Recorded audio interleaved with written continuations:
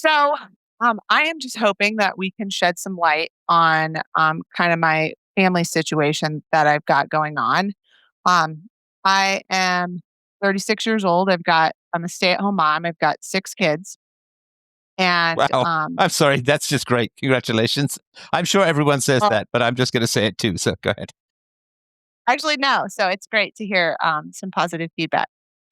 But um, so I moved to be closer to my family. When my first daughter was born. And I really had this hope and vision in my head that, it was going to be a great time living, closer to my parents. And everything has just really slowly degraded. Mm. Um, and I kind of wanted to figure out if, we could do like a bit of a deep dive and see kind of how I'm contributing to that or what's going on. What I would say is kind of set it off is that as I became a mom myself and started to choose to parent my kids in different ways or had disagreements with my parents about how they had done things with us, um, they started to get really defensive. And then I think that just kind of slowly eroded the relationship to where just things are really tense now. We actually live like next door to them. And kind of the vision I had in my head of having like this great, support system has really not come through. And it's been harder to be this close without having, a good relationship. And then I've got 2 brothers that live in the area as well. And things are completely different for them. And so I need to figure out, Sorry, you said things are different for them. What do oh, you mean? I mean that the relationship that they have with my parents and the treatment and their relationships are very positive and they're very different than my own. I assume that they're not criticizing your parents. That. Absolutely not. Yeah. No. Okay. Pretty easy to placate people if you don't criticize them. But sorry. Go ahead. Yes, absolutely. Um, how can I best help, like adding more detail? Do you want me to just keep going and you can ask for questions or context? I keep going until you feel like I've got a good lay of the land, and then I'll ask questions. Okay. So yeah, so as I have my kids are from the ages of newborn to 10. And so as I had kids, there's just little criticisms that would pop in or they would disagree with me. They started to really push back when I decided not to spank my kids. And, it was a lot of, that's not how we did it. That's not what we did. Like, you're going to somehow damage your kids by not hitting them, which the hypocrisy is just too much. I mean, is I that have my, case the general like the kids need to learn respect and discipline, and if you don't give them that, then they'll be crippled in life and they'll be lazy, or like what's the general argument? I think that's a large part of it. My dad is from the UK and he is like the eldest son of a large Catholic family. And he has this idea in his head that like the boys need to toughen up and I need to be like, they need to learn um, kind of, it seems like physical violence from a young age. My boys are younger. They're between the ages of, 6 months and 4. And my 4-year-old and 2-year-old had gotten an argument over a truck and there was, some squealing and I had gotten in the middle and broken it up and, no, this is what we're going to do. It showed them how to, you know, get through it without just wailing on each other. And he pulled me aside and he said, I really don't like what you did there. I think that you really need to let them sort it out. You don't understand, what you're doing to them by, making them little sissy boys. And just generally the context of like I'm somehow damaging them by not letting them do that. He's very gruff. He was a fisherman and he just swears nonstop. He doesn't censor any of his language. And so that's kind of been a sticking point too, is like But you sorry, in can't front of talk. the kids too. Oh, absolutely. I mean, yeah, I don't care what language you use, and I know you're just reporting on it. But what kind of stuff would he say? Um, oh gosh. You can use Basically anything. acronyms if you're not comfortable. I'm curious because that's quite surprising to me.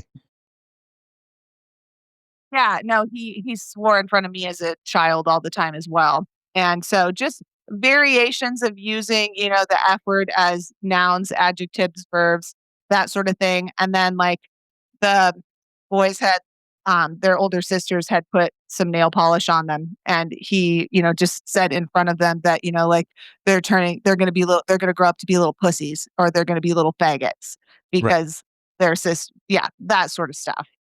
And I correct him and I tell him, "Please don't do that.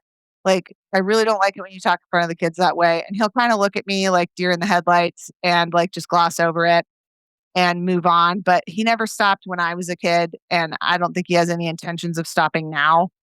I don't really know that what I think means anything to him, but I wanna make sure that we're not starting to cross a line between, like I don't like kinda how it's impacting I don't want his behavior to impact my kids the way that it did me, and I don't know if No, but it that's will. fairly naive, you know Right, well, that's kinda what I'm getting at, is, like, I think it's fairly Right, naive to think that it because won't. sorry to interrupt, but I'm sure you know this. Like for kids, the elders, particularly the boys, they're going to model themselves after the elder male, and even he's going to even have even more authority in a way than your own husband will. Your own father, like your father. Yes, and I've listened to you enough to know that and heard what you said to people about that, and that definitely hit home for me, which was wondering if, like, okay, do I need to create some distance because there is, like I do feel that, when we go around them that, they definitely still want to be the party in charge. And I've pushed back a bit Sorry, they being like with both your parents. yes, Okay. like my parents. Yeah, yeah. So like when we go over to their house, it's like, well, things are our way. This is our rules. And I'm like, okay, well, if they come over to my house, I've kind of made the rule that my dad's a pretty heavy drinker and he used to be a pretty heavy smoker. And I basically told them, look, like we're not doing any of that at my house. And so then it kind of became like, well, I'm not coming to your house then, because you can't make me Sorry, when do you say anything. not any of that, obviously he's quit smoking. It sounds like, but do you mean that like there's no drinking at all, or just no heavy drinking? No, there's just no drinking. Okay, yeah, that's fine. Yeah. It's your house, right? It's My house, my rules. That's the way most of us grew up, right? Okay. that's exactly the way I grew up. But as soon as I tried to set some rules in my house, it was like, well, I'm just not going to your house. Right. Right. Funny how that So, changes, right? Okay. right. No, and he was a heavy smoker until he was diagnosed with lung cancer about 5 years ago, and he had to have a section of his lung removed. And so that's probably the only reason that he isn't still smoking. Well, that's funny So too, because most people who get lung cancer from smoking don't get that second chance. I mean, basically, the guy in the black robe makes them quit, not their own willpower. But anyway, all right, mm, okay. right? But that's And you can't have swearing around kids. I mean, you just can't.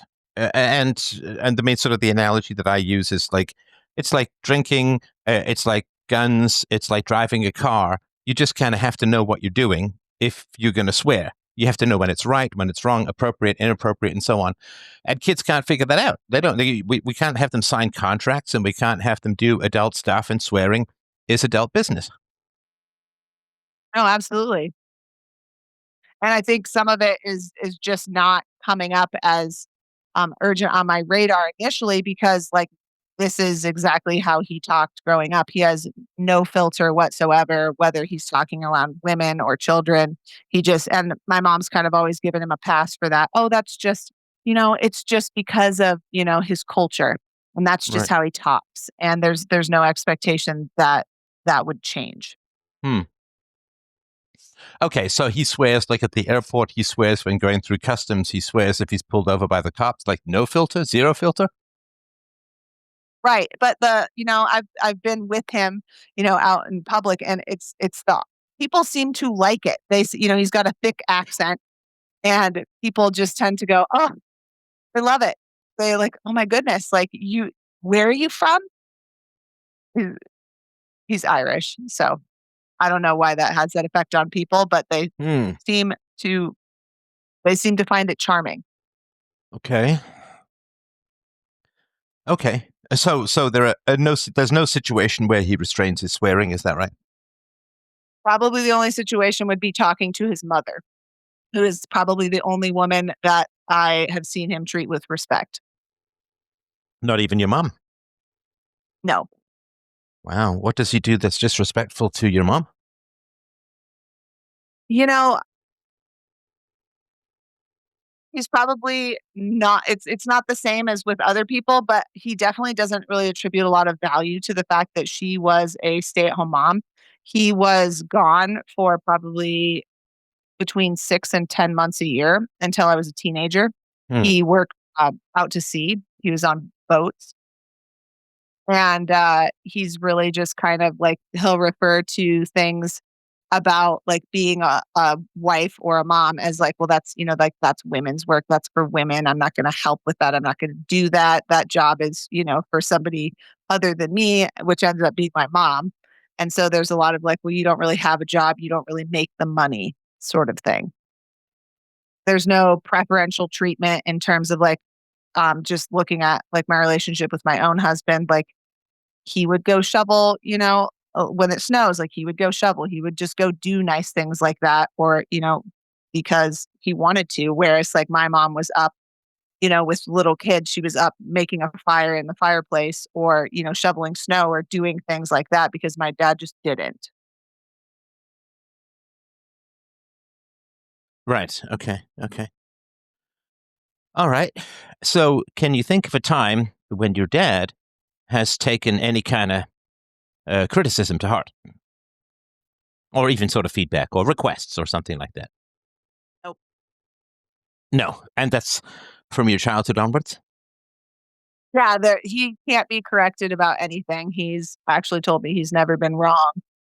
And, in trying to have, like, conversations with my parents where I've kind of brought up things like, "Why were things done this way?" Or, "Why did you make this choice?" Or, "How did you make," they moved, my dad's a complete continent away from any of his family, and then when they started having kids, they moved, a couple hours away from my mom's family.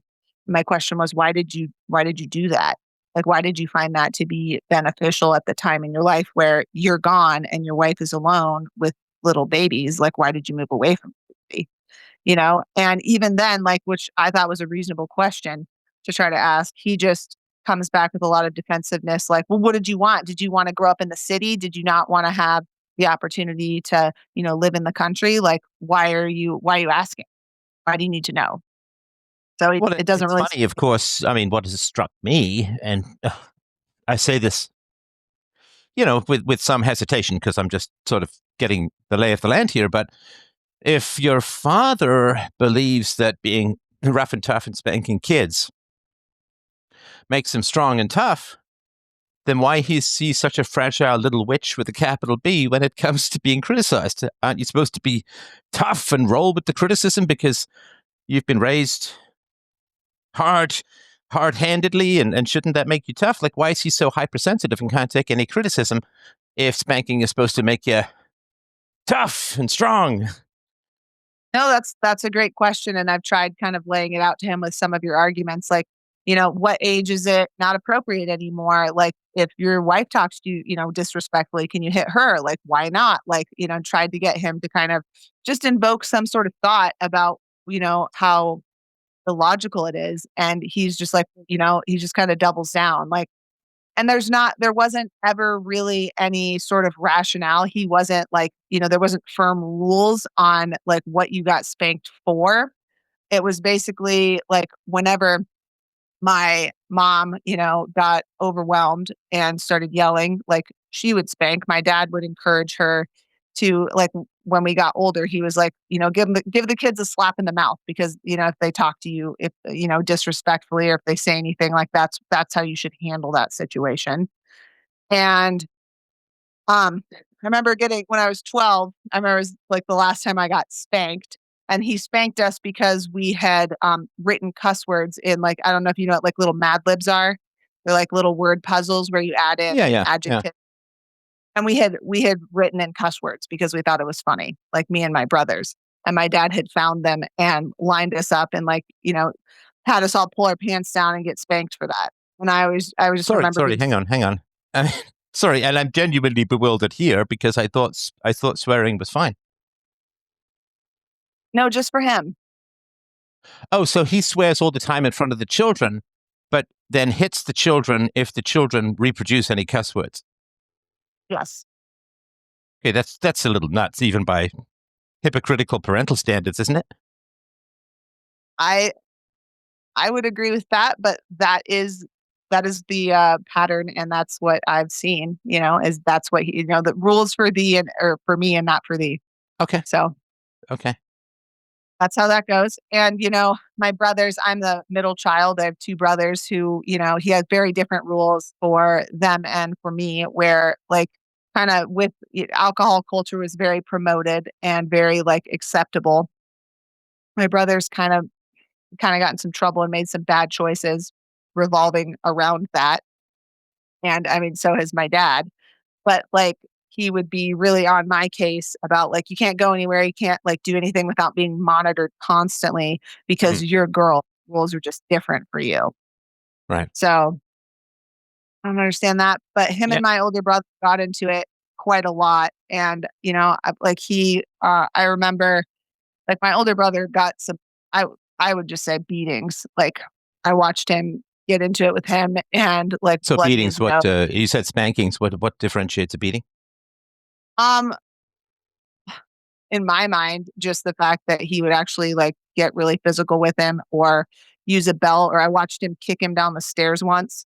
Oh my And God. like when he was like 14 and like we were all standing there and I was wondering like if what my mom was going to do about it. She didn't do anything about it. And like I still just get anxiety thinking about it, just watching it because I was like all of like 12, 13 years old and I didn't know what to do and nobody was standing up for him. So your But father I brought, like hoofed him down a flight of stairs, oh yeah, like and this wasn't like a whoopsie, like this was a calculated boot down the stairs. I asked my mom about it, like a couple years back. And I said, like, was there anything that you thought that you should stop? Like this was acceptable behavior to you in terms of like um how you wanted, your husband to treat your children? And her response to me was, well, your older brother's not angry at us for it. I don't know why you are. Right. So it's whatever you can get away with, right? Okay. Seemed to be. Okay. But, All right.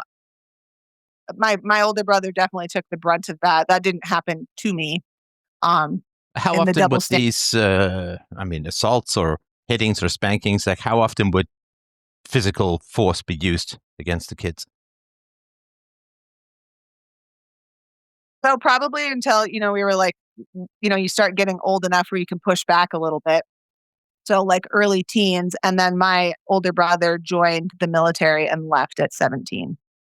Right. So from as early as you can remember until early teens, I guess up to 14 for one of your brothers. And Mhm. the other question is how frequent was this kind of violence? Once a week, once a month, more or less? Probably what I'd say in that time period, it would have probably been like every couple of months. My older brother was like much more of a troublemaker than my younger brother. I don't think he got near the same intensity of physical altercations with my dad. But I think it definitely rubbed off on my older brother because he would pick on me a ton during our teenage years.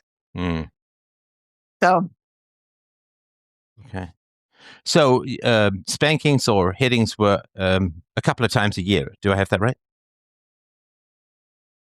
are you asking for me or for them or just in general? Let's say for you and for your brothers, if it's a separate number, then I'd be curious to hear the number for both. Yeah. So the last time I can remember being spanked was when I was 12. So it pretty much stopped after that.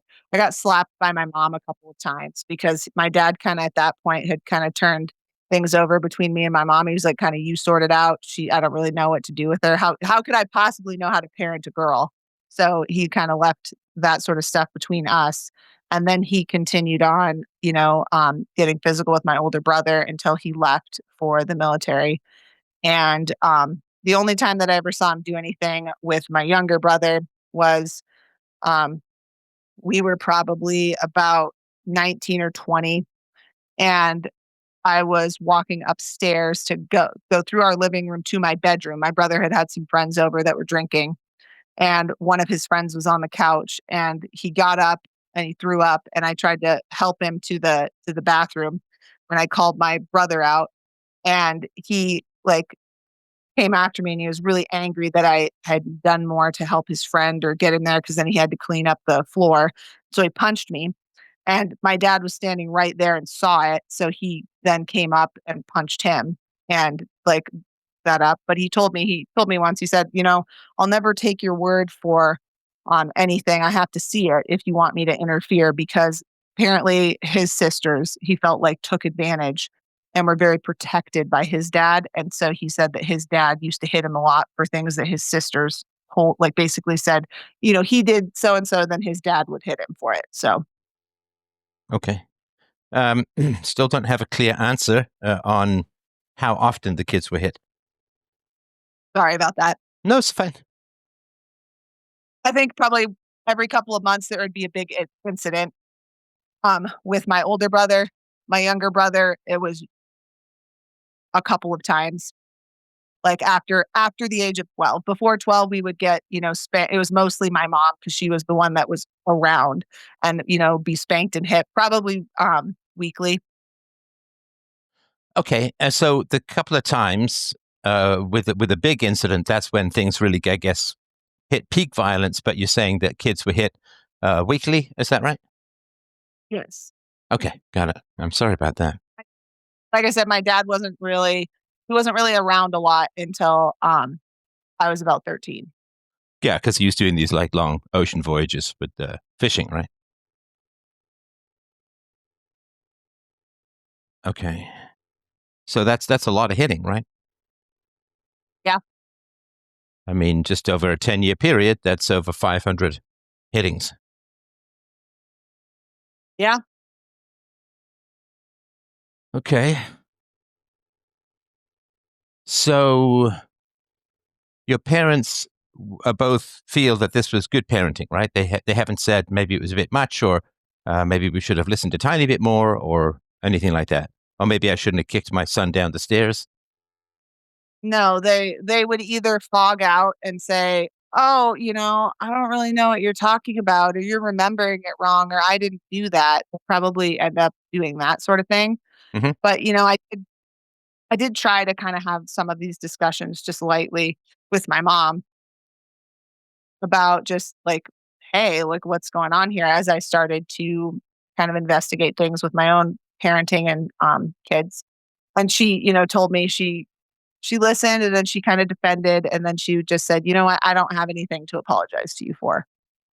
You bet, then she kind of went to the whole, "You were a really difficult child. You were just really difficult to raise. Like, what else were we supposed to do? Your dad was gone a lot. What did you want me to do?" So I think that's kind of a dead end Well, to it's get an them. insult. It's saying that you and your immaturity and bad behavior, that you were the one who caused the violence. Yeah. Okay. Was there any violence between your parents, or how did they get along? No, I never saw more than just kind of like, I mean, my dad really, he didn't ever really raise his voice at her. They like maybe throughout childhood, maybe like a couple, um, like loud discussions, but he never, he never hit her, did anything. And what about violence between the siblings? You mentioned some bullying. Yeah, my older brother picked on us quite a lot. I remember really not having any sibling camaraderie. It was more so like I wasn't excited to see them. It was like, I don't really want to be around them, because I know that they're gonna pick on me in some capacity, or bully me, or make fun of me. So, I was glad to see him leave when he What went did to the military. they pick on? Oh, they would just, they would make fun of me for, oh, whatever, hairstyle I had that day, or whatever clothes I was wearing, or, anything they could kind of latch on to. Or if you liked the boy or something like that, right? Yeah, just anything that, you would be vulnerable to as a, you know, young girl, they would pick on me for. They never really stood up for me in any capacity. Hmm. So Okay, I'm sorry about that too. Were there any tender memories or tender spots, or was it mostly just this kind of cold buffeting? I know that there's good memories in there too, and, like, my inner mom will is definitely, like, when I say all this and I think, "Oh my gosh, that sounds awful," like, I hear her being like, "Hey, there was good trips, like, we went on we went to the lake as a family, we did this sort of stuff, like, you know, um, we had good times as a family as well, and she tells me, like, "You bring up the negatives a lot," and I'm like, "Well, they're kinda what stands out, right?" I mean, Right. that seemed fairly normal to me to remember the big issues, but there was good times too where, and um I still see kind of glimpses of that when, every once in a while, like we would get together with family get-togethers, or when I got to my like early 20s, my parents would start kind of they hosted like a family get together where our family from out of state would come and like everybody would get together, and that was like they were on their best behavior. It was wonderful to see everybody and to catch up with everyone, and that was probably the most kind of exposure to like a really robust like family support system that I had, and I thought that it looked wonderful. Right. Okay. Okay. And how did your teens play out? um I guess thinking as expected. Um, I don't remember being particularly happy throughout my teens. I didn't have a lot of direction. My parents didn't really give us any sort of guidance on like what we were going to do after high school, or what kind of life would look like. I remember my brother joined the military, and then I was the oldest child, and I didn't really know what to do. Both me and my older brother graduated from high school a year early because we didn't end up doing like we had moved um like in he was like freshman and I was in like 7th grade, and we had moved at that point, and it kind of threw off like our social circles that never really got reestablished, and neither one of us was having like a great time socially in school. And so academically we did really well, and so we ended up graduating earlier, but then we were just kind of lost and didn't really know what to do. So I worked, some odd jobs here and some odd jobs there, and then didn't end up going off to college till I was 21. Okay. And what about your dating life? In my teens, Yes. or just it was pretty non-existent in my teens. I had like I had a high school boyfriend for probably like 4 or 5 months, but I didn't have like like I had probably like my first serious relationship was when I was about 19. And Were I you discouraged from dating, or were you depressed, or was there some reason why you weren't out there um, doing your thing? I mean, like I suppose like I could have. I didn't really have any like, serious relationships in my teens. It was just kind of dating here and there. But I guess generally like I my parents didn't give me any advice on dating or what to look for or what to do. They mostly just made fun of me if I liked a boy, and Oh then made fun. gosh, yeah, that's a bit a British thing too, where, or maybe it's a British Isles thing where you like someone, ooh, it just makes you really self conscious and kind of paranoid about things. Yeah, absolutely. And so I there was like a lot of negative feedback where you're just like, "Oh my gosh, like Okay. wasn't worth it as a teenager."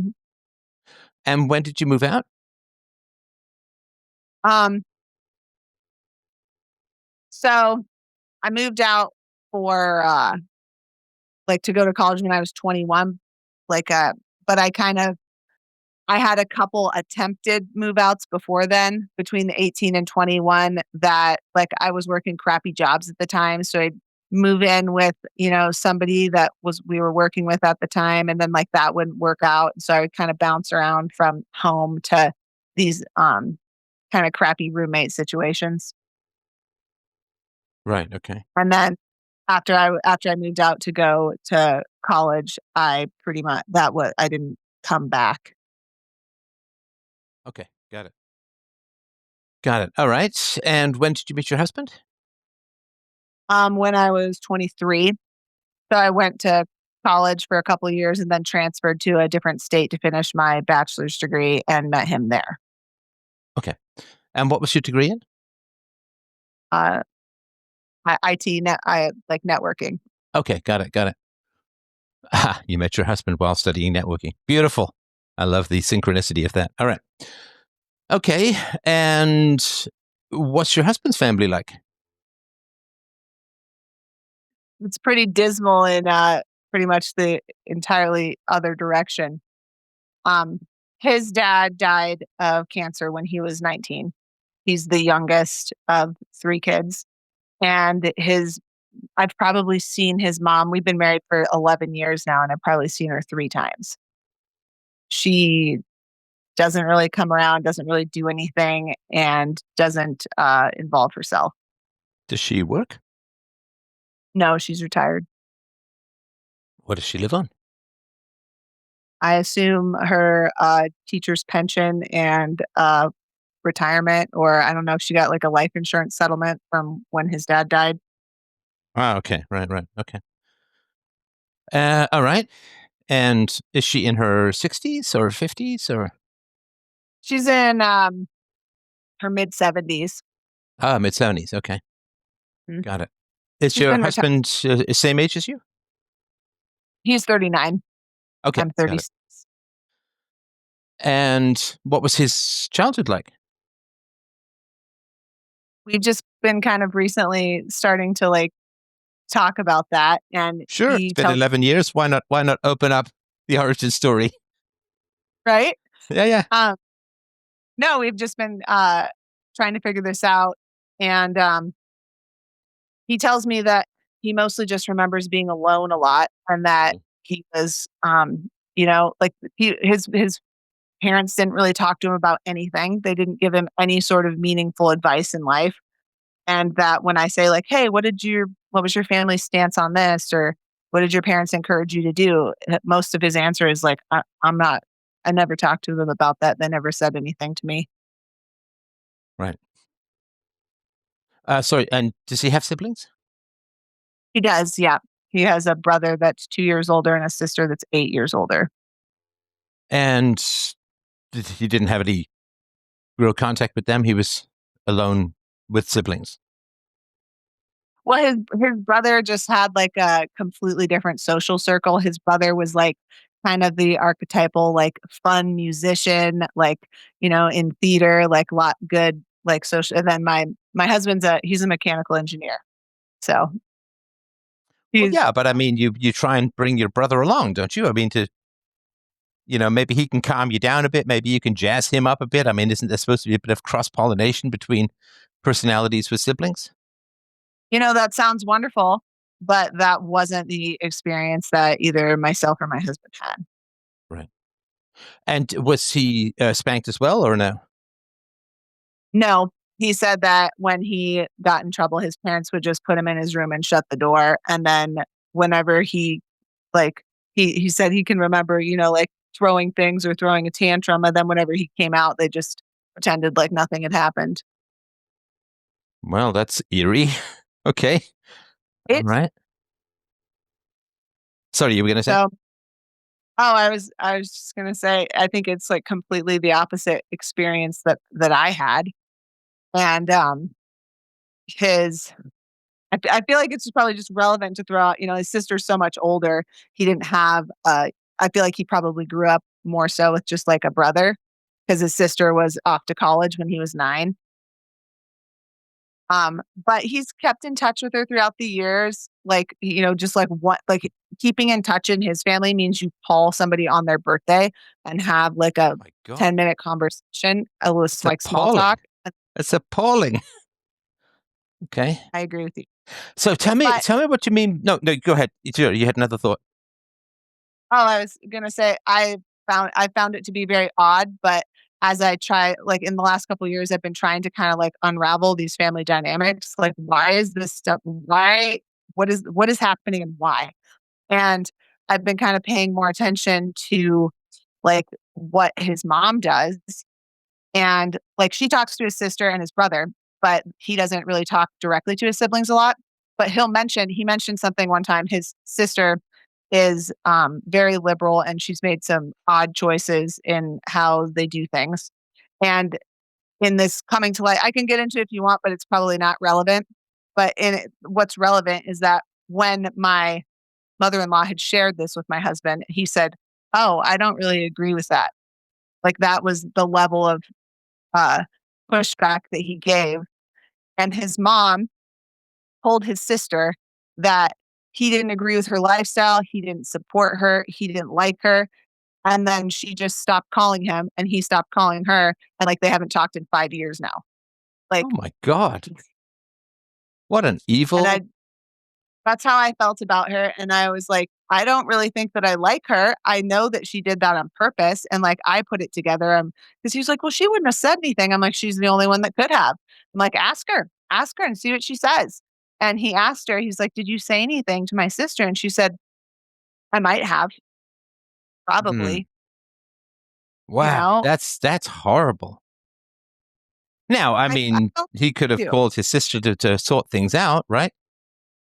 Absolutely, and I told him that. I was like, "You could have called her and basically gone around your mom, but these social situations and families are kinda set up where, everything kinda goes through the parent. She kinda wants she wants to know what's going on in everybody's life, but, she kinda interfered there, and I really, really did not like that, and I haven't said anything to her about it because I guess I've just been avoiding it because I have enough of my own drama to deal with. Because to add, like another layer to this, which I feel like is kind of relevant, we kind of thought, even though our families are weird and odd in their own ways, like surely they would be there for you if you had, an emergency.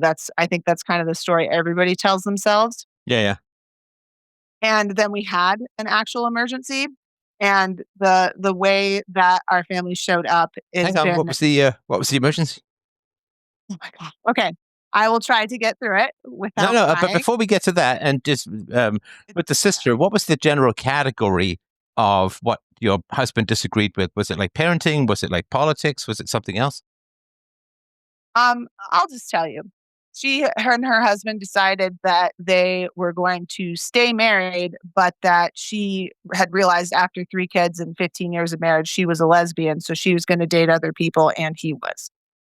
Oh, so they'd have an open marriage, and she would be a lesbian. She would date women. He would date women. Yes, I think that was the gist of it. Okay. And my husband had been like, "Oh, I don't really know that that's gonna be good for the children." How old were the kids? Um, I think here. They would have been in the range of, like, 8 to 14. So 8 to 14, they decide to open the marriage and have a series of girlfriends. Okay. Yeah, I mean, I think that's not ideal for kids, to put it mildly. So, okay. It's kinda what I said, but then I was like, "Well, I don't know, I guess I have a lot more, help now." Mm, no, I can't go with you there. I think that's a bit of a cope. But I mean, I know you're joking, but okay. All right. I So, joke sorry, go ahead. I said I am joking just Yeah, 'cause, yeah. if you laugh, you'll cry. Well, this is probably another reason why he didn't really want to patch things up. No, and I guess, patching things up, I felt like would have been more relevant to just be like, "Hey, I actually didn't say this about you," but, like, I don't know that either one of us are really invested or interested in, like, correcting her life choices. I have enough of my own stuff to deal with, but also that, he didn't need to be ostracized from her for 5 years. Like, you can still Well, do you want to be around her? she lives too far away for it to No, be no, no. relevant. But do you? That's not the answer. Do you want to be around her? No. Yeah, I mean, that seems like such a let's just say non traditional, right? But that just seems like such a non traditional decision and kind of selfish, in my humble opinion. Um, that it would not be. I wouldn't be around anything. I mean, I'm not saying I'm sort of the gold standard or the test, but I wouldn't want to be around anything like that. It's just too No, I can awkward. understand where you're coming from. It's Yeah. it's very strange, and I guess the only reason I paused is because in my head, I'm thinking, "Well, God, some amount of family support would be better than absolutely nothing," but maybe, Sorry, what you mean by family support? oh, just I mean, like, any sort of like, our kids have never met. I don't know if that's maybe a good thing or a bad thing at this point, but, like, nobody has really showed any interest in our kids. Like, it took until my mother-in-law didn't, like she didn't meet 3 of my children. Like, we had 5 kids when hadn't seen her in, like, 5 or 6 years, and, like, so she had just had, like, 3 grandkids that she had never met, and then we meet them, and within 10 minutes, she's like, "Oh my gosh, you have a lot of kids. Please tell me you're not gonna have any more kids. This Oh my is god. so much." And Oh, it's just all right. it's just Yeah, and abysmal. I couldn't be around the polyamorous stuff because if there's kids in, I wouldn't do it even if there weren't kids involved. It's just too gross to me and selfish. If you don't want to be married, don't be married, but don't just continue to be married and then expose your children to this. Plus there's you've got always the opportunity to, at least for the husband, he might get someone pregnant, he might get a sexually transmitted disease. And some of you can pass to your kids, right? If you get herpes or something like that, I think that can pass through physical touch to the kids. So you could get some real psycho stalker, or just could be weird stuff that's going on. I wouldn't want to be around that kind of stuff because they'd be like most people who make these bizarre and I think very dysfunctional life choices.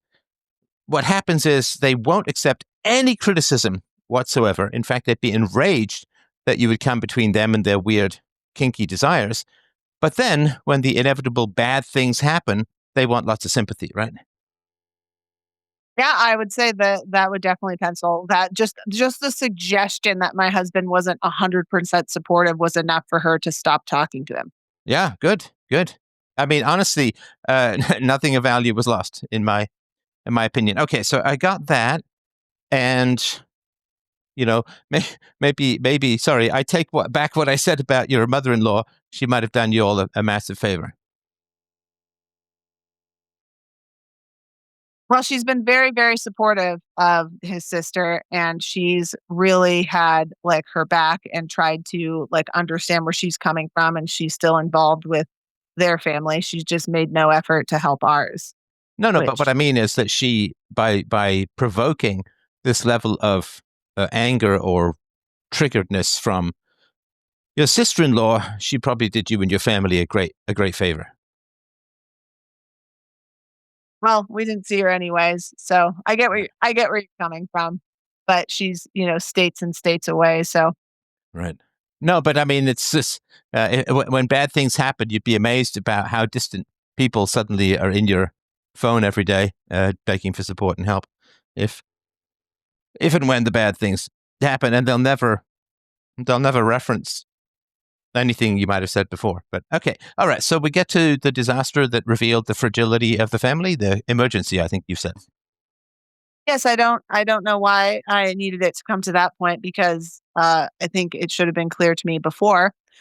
But I went ahead and took a break talking to my mom when I was pregnant with our 6th baby who was born this February. And so kind of last summer, I just took a pause on like talking to her. I felt like I wanted a bit of a break.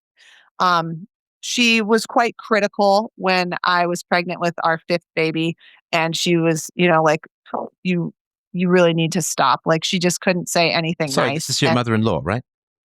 this is my mother. Your mother. Okay, so this is why when I say congratulations on the 6 beautiful babies, you're like, it's nice to hear something positive, but seriously, Yeah. congratulations on the 6 beautiful babies. I envy that. Okay, all right. Well, So I your mother appreciate was like too many. Yeah, she's been very critical of my choice to have more kids than her because she Mhm. didn't feel like it was she had 3 and she was like that was a reasonable number because I had 3, but oh my gosh, like you just have too many children. Well, So I knew she'd sorry, be sorry to critical. interrupt. Sorry to interrupt. I just want to, before I forget this point. So violent parents are often overwhelmed by more kids because their violence creates chaos and resistance. If you peacefully parent, I mean, and I know, I have only one child. I get that, but I do have friends who have multiple children, and I think one of my friends has 6 or 7 kids. And sorry, one of my friends has 6. One of them has 7. I shouldn't say I don't even know how many, but they're peaceful parenting, so it's actually quite a lot of fun, right? Because if you peaceful parent, more kids doesn't add more problems. It's not like you're adding more inmates in a rebellious jail or something like that. So for them, it's like, oh, it's too many kids. I couldn't handle it. It's like, well, yeah, because you were hitting your kids. Whereas if you don't hit your kids, it's not more than you can handle. But sorry, go ahead. No, there's been moments of chaos, but Sure. overall, like, love my children. I'm having a great time. I love hanging out with them. And, I wish that like she would look at that and kind of see that. Like, yeah, there's moments I'm tired, but it's also because, we don't have a lot of support and we're trying to balance everything ourselves. And, if she wanted to show up just for a little while, I'd probably be less exhausted. But overall, like I'm having a good time. So anyways, I took a break and I got a little bit I just took a step back from the family. My brother and my parents live within like we Wait, are live we kind getting of to the emergency, or is this? I didn't want to skip yeah, over that this is part. relevant. Wait, okay, this I just want to make sure we didn't skip over. Okay, so we're heading. The emergency is post February when you took a step back because of criticism about kids No, so or other things. I said my sixth baby was born in February, but I'm saying like when I was pregnant with him last summer, I kind of took a step back. I Okay, got a got it. little bit Thanks. uh kind of distant from the family. My I was just telling you for context that my parents and my younger brother live within 30 seconds of my house. Like we live very close, even though we're rural. My older brother's a little further away, but we're all in the same general area. Hmm. Like I didn't get invited to Christmas. I didn't get invited to the, get-togethers. I didn't get invited to Wait, you're anything. 30 seconds away, and you didn't Yeah, get invited to Christmas. absolutely not. That's but my Okay, younger sorry, help brother is me my because you said you took a step away, but sort of help me understand what that means or how this came out this way.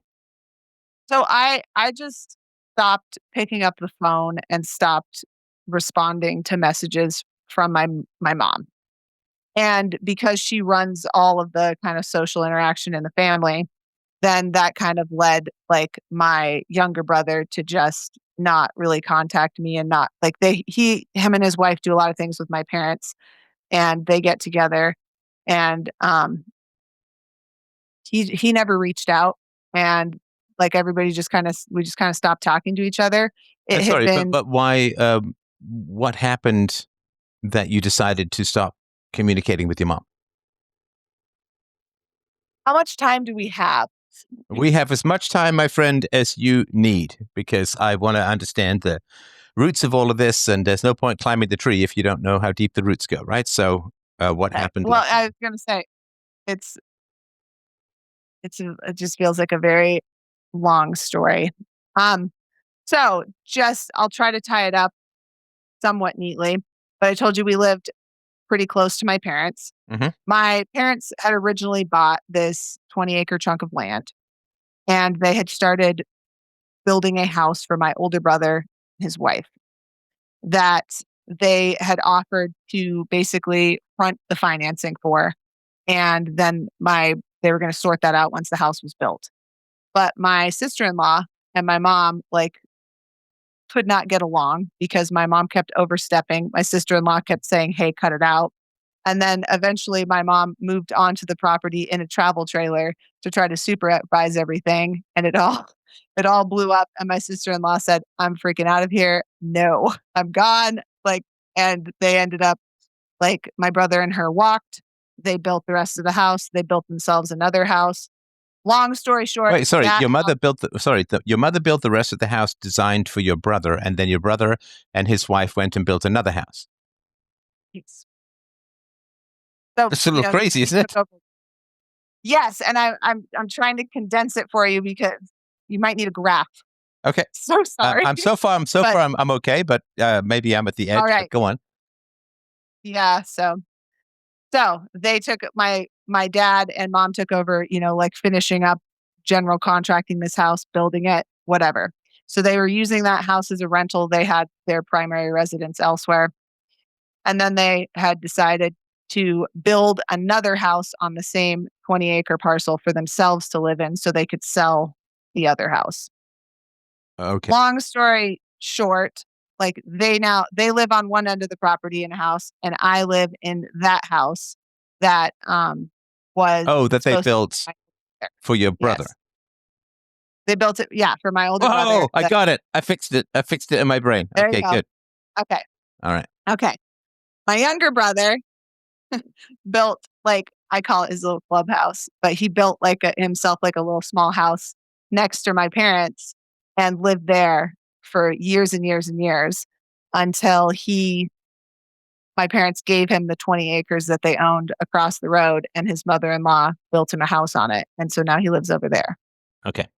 But we all lived very close.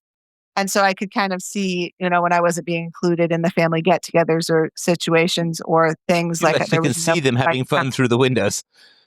yes, quite literally. Wow.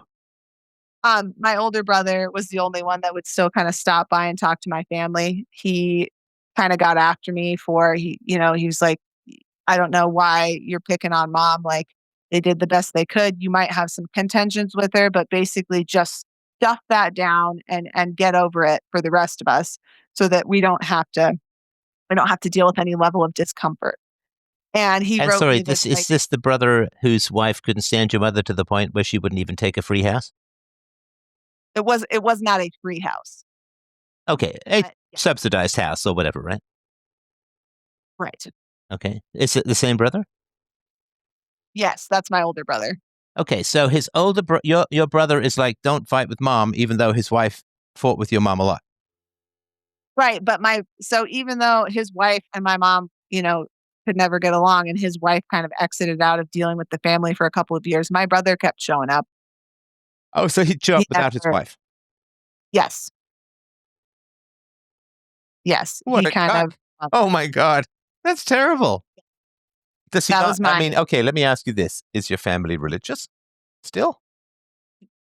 my family is not religious in it. My dad, when he left the UK, like he's from a Catholic family, but he only ever goes to mass if his mom is visiting.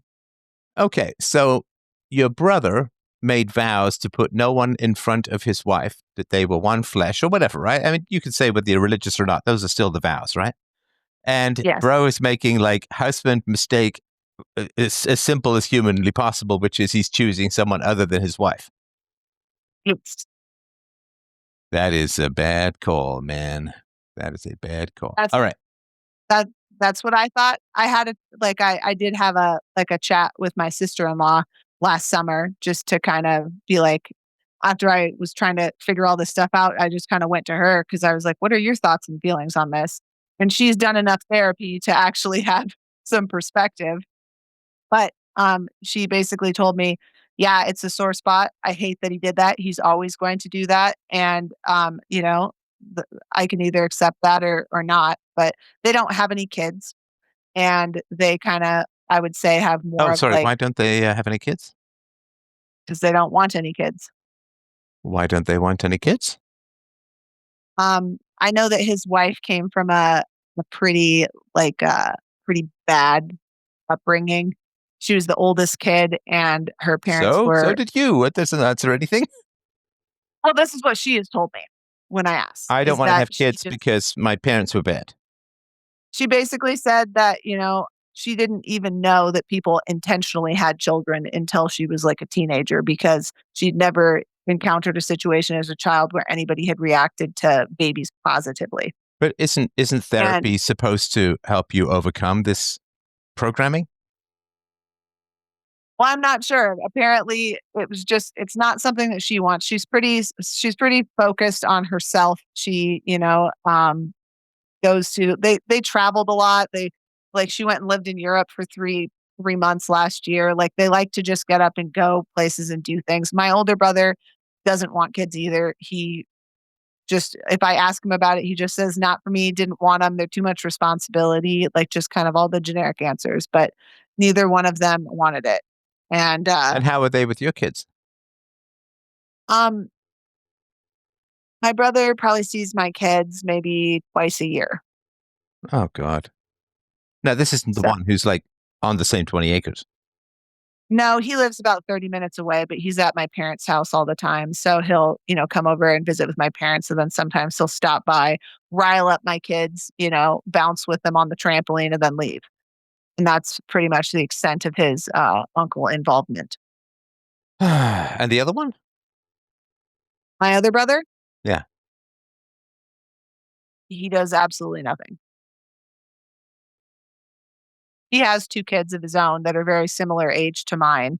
He never instigates getting them together. He never contacts me. We live 30 seconds apart and I see him But like what do you like? I don't understand this at all. Like, not even a tiny bit. I've been doing this for 20 years. I've never heard of anything like this. Like, blood relatives living 30 seconds away who don't have anything to do with your kids. no. All right. This is What was what the I mean emotion? when I Sorry. say that. So what was it that happened last summer that had you? I'm still trying to get the last summer So distance thing. there And I was know not I'm asking you for the backstory, so don't. That's on me. But what happened? okay. So it didn't happen last summer. I was trying to fill you in to kind of let you know where the family environment was at with like nobody was really talking to me No, hang on. at But that. you hang on. But you did say that you stopped talking to your mom last summer. I did. And So then like that's everybody the else, like based because of what? What happened? oh my gosh, then we tried to go back. I'm so sorry. I tried No, to you've nothing to. I'm asking kind for of all of these fix up. side quests. So don't feel bad about that. I Okay, just side want to know quest. what happened last summer. So, there was a situation like kind of over COVID with my husband's job in which like it looked like he was going to have to transfer to a different company. Things were getting weird with his current employer in his particular field. There You wasn't mean a lot of regarding the options. vax or something else? Yes and no. It was he wasn't being forced to do that. It was just everything kind of came to a head during COVID with like his job situation. He worked for like a government contractor and it looked like it was going that way. But we know, like his bosses were pretty abysmal before that. So we were trying to get ahead of it. And if it looked like he was going to have to change jobs, we wanted to be proactive about that. And he Sure. wasn't sure how much longer he could continue working for these people. Okay, because they were just So kind of we nuts kind as of, a whole. Okay, yeah, okay. yes. And there's very limited in his particular field, it's very limited options locally. And so we had kind of thought about it and we thought, God, in addition to like the family situation and everything that we got going on and your work, maybe we should just move. Like maybe this is just too much and we don't want this in our face every day. And so we had looked at the prospect of moving to the extent where like we were gonna, sell the house and move. And my parents kind of went, whoa, whoa, whoa, you can't sell that house. Like we sold it to you. You're not allowed to sell it. That was a condition of us selling it to you, which is not true and never happened. But they didn't want us to sell it. And it got to the point where like they were like, if you sell it, like we're gonna have to pursue legal action because we feel like you owe us money from the sale of the house because we sold it to you for less than we could have got it for market value.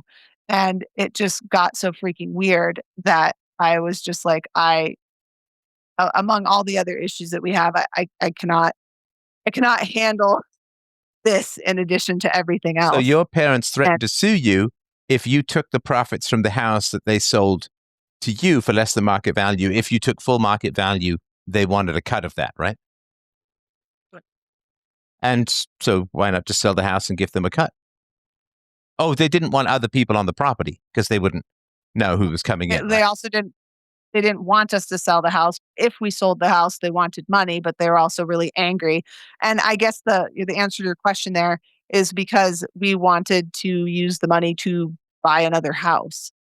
And they I guess like I'd offered to sell it back to them for the same discount that they gave us and they said no, they didn't want it back. They just wanted money. And so I kind of felt like, well, if you don't want it back, and like I felt some sort of obligation to, to offer them the same deal, which seemed fair to me, but they didn't want it. And we needed the money to buy a house if we were going to go elsewhere. Yeah, it's not like you're going to get some new houses discounted. So, okay. Right. And it just became such a mess that I had kind of tried to talk to my mom about this. This is in addition to the fact that, like, so I bought this house for them at, a slight discount from market value after renting it at market value for several years. And my younger brother lived in a little house that he built on their property rent free for 8 years and then was given 20 acres and built a house across the street. And I had kind of looked at that and thought to myself, like, that's fine. Like, I don't mind that, but why the difference? Why is it that you want to actively help him? And it feels like you're actively trying to stop me from having any sort of benefit that would be, Well, they're good for helping the my. people who aren't having kids, and they're not helping, or in fact harming, the family that is having kids. So, well, just to clarify, my older brother has no kids. My younger brother has 2 kids, and he is the one that, Oh, okay, they sorry, gave the. got it. Yeah, Okay, yeah. all right, okay. So, So it you just were seems to be going. dismayed at being trapped in a house suddenly becomes a prison. You can't sell it, and your parents are threatening to sue you. I'm not sure how they would do that if there's no paper on Well, I the don't. contract. But nonetheless, it's an unpleasant experience and certainly an unpleasant threat, right? So your Well, parents are talking about suing you if you sell the house, and they basically forbid you to sell the house. yes, and I know why legally they can't do that. I really just didn't want any part of that mess because I've watched my mom be in lawsuits with, the neighbors up here that, um, I wanted absolutely no part of. She she got in a lawsuit because she bought a property with an easement road and then didn't want people to use it. And she spent years and a ton of money trying to win this lawsuit. And so when she said she's going to sue me, I I believed her. I Yeah, yeah, yeah. didn't want any of that. And so it just really, like, was very emotionally stressful for me.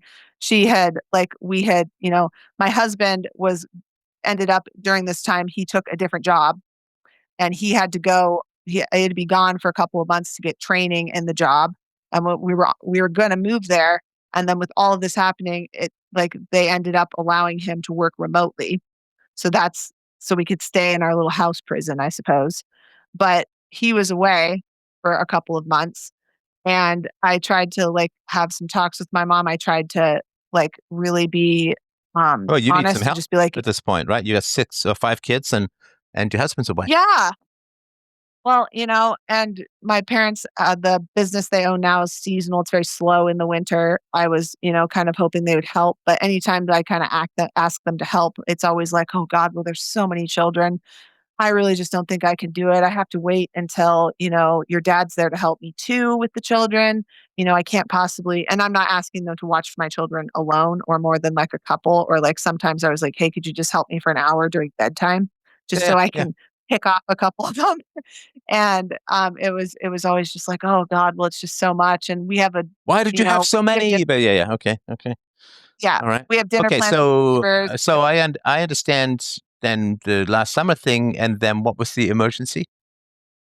So, okay. So I will get there. I promise. No, and again, I'm So with asking, so don't feel bad. It's really helpful to me. Yeah. So, yes. So we had I'd had to talk with my mom and I had kind of told her, I was like, between what had happened with this house here and then what happened with my brother and just the discrepancy and like, you're creating a lot of animosity. Like me and my brother don't even really talk, but like, oh my gosh, I don't really like him. Like this is really unfair. And what's going on and why is this happening? And she kind of had ended the conversation with saying, like, well, I wish you would just leave then if you're so unhappy, completely disregarding the fact that like she had tried to bar me from leaving. And Right. so I just like kind of wanted a break. And I knew that she wouldn't be happy. Like, if I had told her about being pregnant with my sixth baby, she wasn't going to be happy about it. And I just wanted some peace. And so I just sat with that kind of by myself. I didn't tell anybody. I talked to my aunt and uncle, who is my mom's brother and his wife, that live about 10 miles away because my mom doesn't talk to him anymore. She like cut him off about 5 years ago. But my aunt and Oh, he didn't uncle try to use the are, road, did he? oh, oh my God. I'm just kidding. Don't do He that side quest. I I bookmarked it, but go on. was going to say, we probably don't want to take that right now. But no, she's not. She tells everybody that will listen that she's has no idea why he won't talk to her, and she's very confused, and he's just awful, you know. But my uncle and aunt have been like wonderfully supportive in my life. The one positive I could say is like when my mom stopped talking to him, I started talking to him, and we kind of like bonded over that, and we're like, oh my gosh, like I guess we're both kind of being pushed out of the family. And he's done like a wonderful job, like kind of including us in like the stuff that he does over at his house with his circle of friends. And my aunt has really provided a lot of support with the kids, and they've been very helpful. But my mom won't talk to him, won't talk about him, won't like she doesn't talk to him. So we're kind of like have this little division going on in the family where like because she won't talk to her brother, my brothers are also not allowed to talk to him. And so then me and him are talking, but and it just so I told him and he was very happy. And my aunt was very happy and she agreed to provide some support postpartum for when our baby was born. And so they knew, and like it's like the news of me being pregnant with our sixth baby kind of slowly got back around to the rest of the family. Like my mom knew because my aunt told me that she confronted her and that she ended up telling her. And then um I didn't say anything to them and they kind of pretended like they didn't know and we just kind of had this weird little standoff. And then when my sixth baby was born, I had him at home and my aunt came and provided some postpartum support and I just say that because it's relevant and he he wasn't doing well. He wasn't looking good. Like we were starting to think that maybe he was getting sick or something was wrong. Sorry, And we how took long after birth did he look poorly? so he looked okay when he was born. And like a couple, like they do that. I don't know if you're familiar with it. They do that pulse oximetry test when Oh they're yeah, 24 hours old, yeah. and he failed. And my midwife was like, I really feel like you need to take him in and get him looked at. So we took him in, and we have kind of like a family doctor who looked at him and was like, you know, there's a lot of complicated changes that happen to baby's circulation as they switch over from in utero circulation to out. Sometimes it takes up to 48 hours. I want to see him again tomorrow. Right. And then my doctor got sick and he was out of the office. And so we ended up getting to like 10 days old and like something was wrong. And I took him to the ER. And this is like the last thing that we wanted to do with everything. I called my dad and I was just like, I need you to come sit with my other kids. Like it's not, it's not, it's no longer questionable that there's something wrong with my baby and I have to take him in. So my mom would not pick up the phone for me or talk to me at this point. So my dad came down, he sat with my other kids, and me and my husband took our baby to the ER. And within like we got to the front window and like they took one look at him and just grabbed him and just like ran.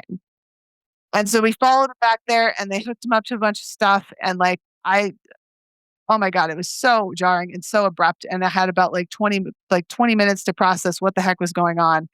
And they pulled me aside and told me that he had a congenital heart defect. His pulmonary artery and his aorta were switched. They were transposed so that his blood was like his heart was hooked up essentially backwards. And babies have these little holes in their heart that allow mixing until they close at a couple like days to weeks after birth. But because everything was reversed in his heart, his like pressure was backwards. And so they weren't closing, which was allowing him to get some mixing, but he was just slowly going more cyanotic. And so I had like Sorry, 30 what is minutes to cyanide? adjust. It means they're going purple, like their oxygen is low. Oh, okay. And you did, yeah, of course, that's dangerous to the brain as well, right? So, Yeah. Well, he was lucky that he didn't get to like I mean, he was very lucky that he didn't get to a dangerous level, but he was 80s. He was much lower than he should be. And so we had like 30 minutes and they like intubated him, sedated him, and like loaded us up on a jet and flew us to the children's hospital like 2 states away. And I went with him and my husband stayed with our other five kids. And I had like at this point like not prepared for an emergency of that level and I just kind of left with what I had. Like I immediately called my uncle and he has like he had another house, like he lived in that city. He has a couple houses, and he said, "Okay, I'll be there." And he dropped everything and got on the next flight and came over with me. Um, but my parents, like, and my husband back here, like my husband's here with 5 kids, like we were not prepared for this. We could really use some family support and some help. And so we kind of like put like a call out to our families, like, "Oh my God, you guys, we just had this huge crisis, like, like our baby's being life flighted. And just anything you guys can do to, help with like childcare support would be so wonderful." And my aunt showed up and she was helping my husband. And he took some time off of work to watch our other kids. My mom and dad like showed up and they did dinner a couple of times. And my mom helped here and there and then kind of backed off. And I got one text from one brother, nothing from the other. And my husband asked his mom to fly out and help. She said yes, and then decided no, she didn't actually really want to come. And he got a text from his brother and sister being like, "Well, I hope it goes okay." And it just devastated me. And I don't know if it's even realistic to like feel devastated about that, but I just felt crushed that like No, I that's arrived realistic to in feel the devastated about that. well, I arrived in the middle of the night, like at the children's hospital. Like I'm trying to like I had to be there for 6 weeks because my poor little baby, in addition to having a heart defect, he also had RSV. And it was like really touch and go if he was going to make it for a little while. And then he had to have open heart surgery. And then after like all of that, I've been trying to keep up with parenting. I've been trying to keep up with like he came home like and we had to feed him through a tube because after everything he went through, like he didn't, you know, establish a good oral feeding routine. And going to a bunch of appointments and a bunch of stuff and like waking up every 3 hours to pump breast milk for him, like around the clock for months. Like I haven't Is he okay haven't now? slept. Oh, he's in a he's in a much better place now. Like we just kind of turned a corner in the last month Oh and my God, he how is appalling! looking. I mean, appalling for you and terrifying. I'm parent to parent. I mean, my gosh, that's just about as bad as things can be, and I'm really sorry that you all went through that. Thank you. That's how I felt about it. Is it was about as bad as I could envision. Something happened to your poor little newborn baby. It was Well, just and awful. it goes on, like months and months. Like you said, it's February, Oh, March, April, May, June, July, August. It's getting better over the last couple of weeks. I mean, yeah, that takes everything out of you. and it did. It was just like everything that, like I had to like be on sleep loss and to be watching this medically fragile baby that really nobody but me or my husband can watch. And I'm running Tim to all of these appointments and I'm trying to figure out like it took a huge amount of mental energy to try to figure out how to get him like weaned because they send him home and they'll be like, "Hey, your baby survived open heart surgery, but now you have to feed him with a tube that goes down his nose, and we don't really know at what point you should stop that. Okay, good luck, bye." And Right. they don't give you any advice on that. And then if you don't figure it out on your own, it snowballs into like all these other medical interventions on trying to get your baby to eat. And it's just like you don't realize how for granted you take all that stuff until you're like, "Oh my God, like what I would give to just have my baby eat." Yes. And Yes. because he didn't understand, like he didn't connect the idea of eating to sustain himself. And Right. so it's been like a thoroughly exhausting job to like just this like he is just as much work as the other 5 combined. And Absolutely. my older girls are so sweet and they want to help so much. And like I have to say, like they've been more help than anybody else, like just being like, "Hey, can you play with your brother while I'm doing this?" And like my, 2 and 4-year-old, "Can you just keep him entertained right here?" And they've been very helpful. But we kind of thought, this is ridiculous. Like we live next door to all this support and they didn't show up. Like my Right. parents did I will give them credit and say they did like my mom did show up a couple of times. She watched the kids for as much as she could take, which was like a couple hours a day for a couple of weeks. And then she was like, you guys should probably get a babysitter." But like my brother sent me one text, didn't try to come over, didn't try to help with the kids, didn't bring any food, like nothing. And Yeah. I just like I can't even look at him without being like, "What is wrong with you?" Like nothing.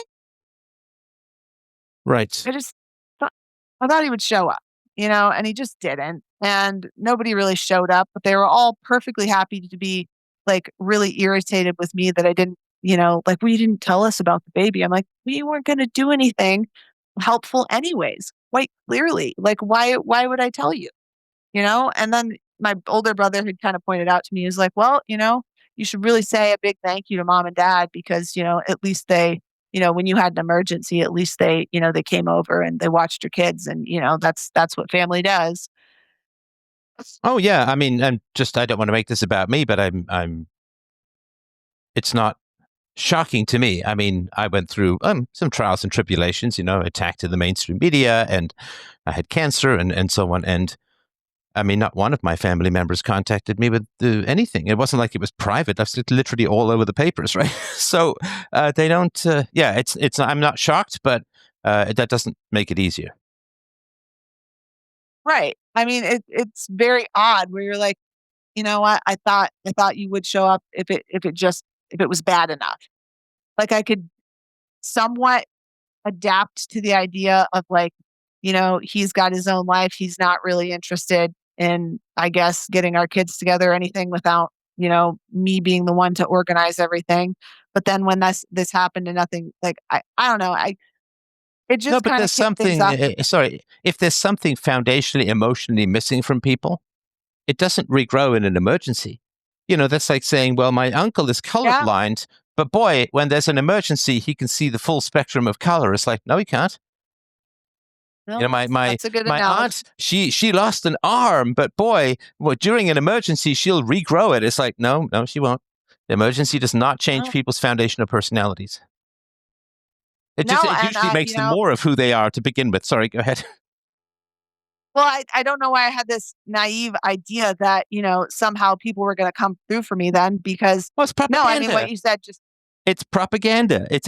How many movies have you seen where the family closes ranks when there's like the fighting goes to side and everyone pulls together when there's a storm or a war or we put our differences aside and we pull together because blood is thicker. It's propaganda. It doesn't actually come from the real world, but it comes from programming people usually to stay in dysfunctional relationships.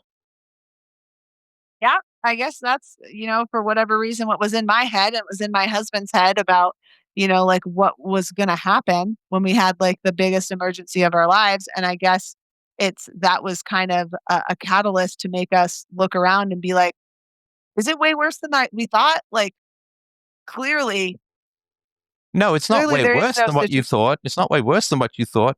It's just not going to get better than what you thought because you knew there was a Okay. mess, right? Yeah, I guess I did, but But in you the had, back of my oh, head, if it's the just planets align, the mess will be better. yeah. I think I Yeah, had some sort of fantasy about that. yeah, yeah. I'm sorry. I'm incredibly sorry because people. I mean, just as a whole, people don't know the harm that they do when they fail to be there for people. And what I mean by that is, it can never be undone. Like that's if I No, understand this rightly, certainly as an adult, this is like the lowest point in your family of origin relationships, and it can't be undone because you will hopefully never be in that kind of need again. Or if you are in that kind of need again for whatever reason, you're not going to reach out to them because they've already shown what they will and won't do. So you can't no, absolutely. undo that kind of stuff. No. Uh, and I came home just completely wrecked from this whole experience and needing support and like still, like I guess it's completely predictable based off of how things have been, but like my mom still wanted to bring up to me, that um gosh, I haven't been a very good kid. I was in the hospital. I'd been in the hospital for a couple of days and my dad called me and this sounds ridiculous as I recall it to you as in the position that I was in, but he got after me because he said my 4-year-old son had called my mom old and grumpy.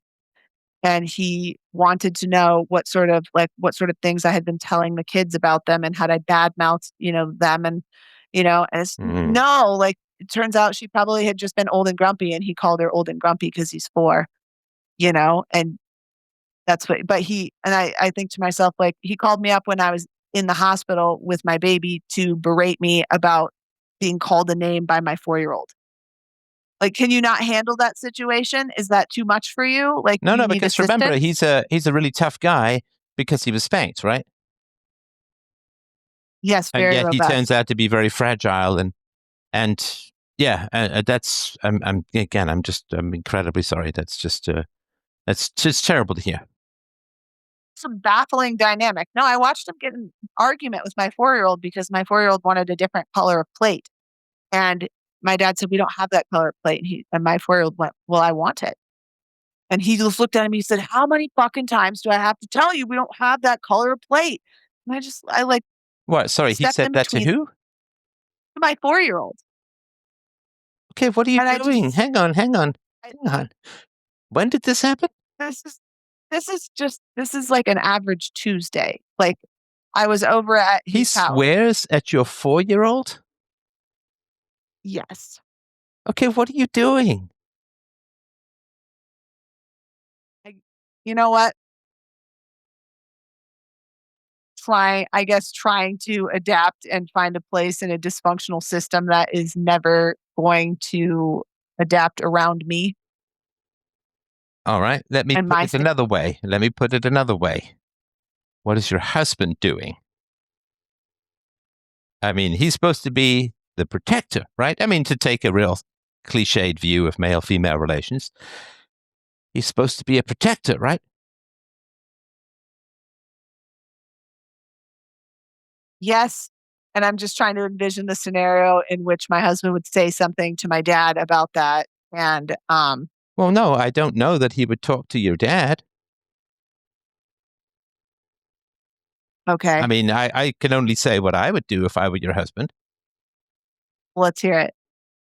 Well, I'd sit down with you and I'd say, this is not acceptable. Like, this is not going to happen. And I'm not even going to try and change some guy who's in his 70s who won't even admit fault and says he's never wrong, which is insane, right?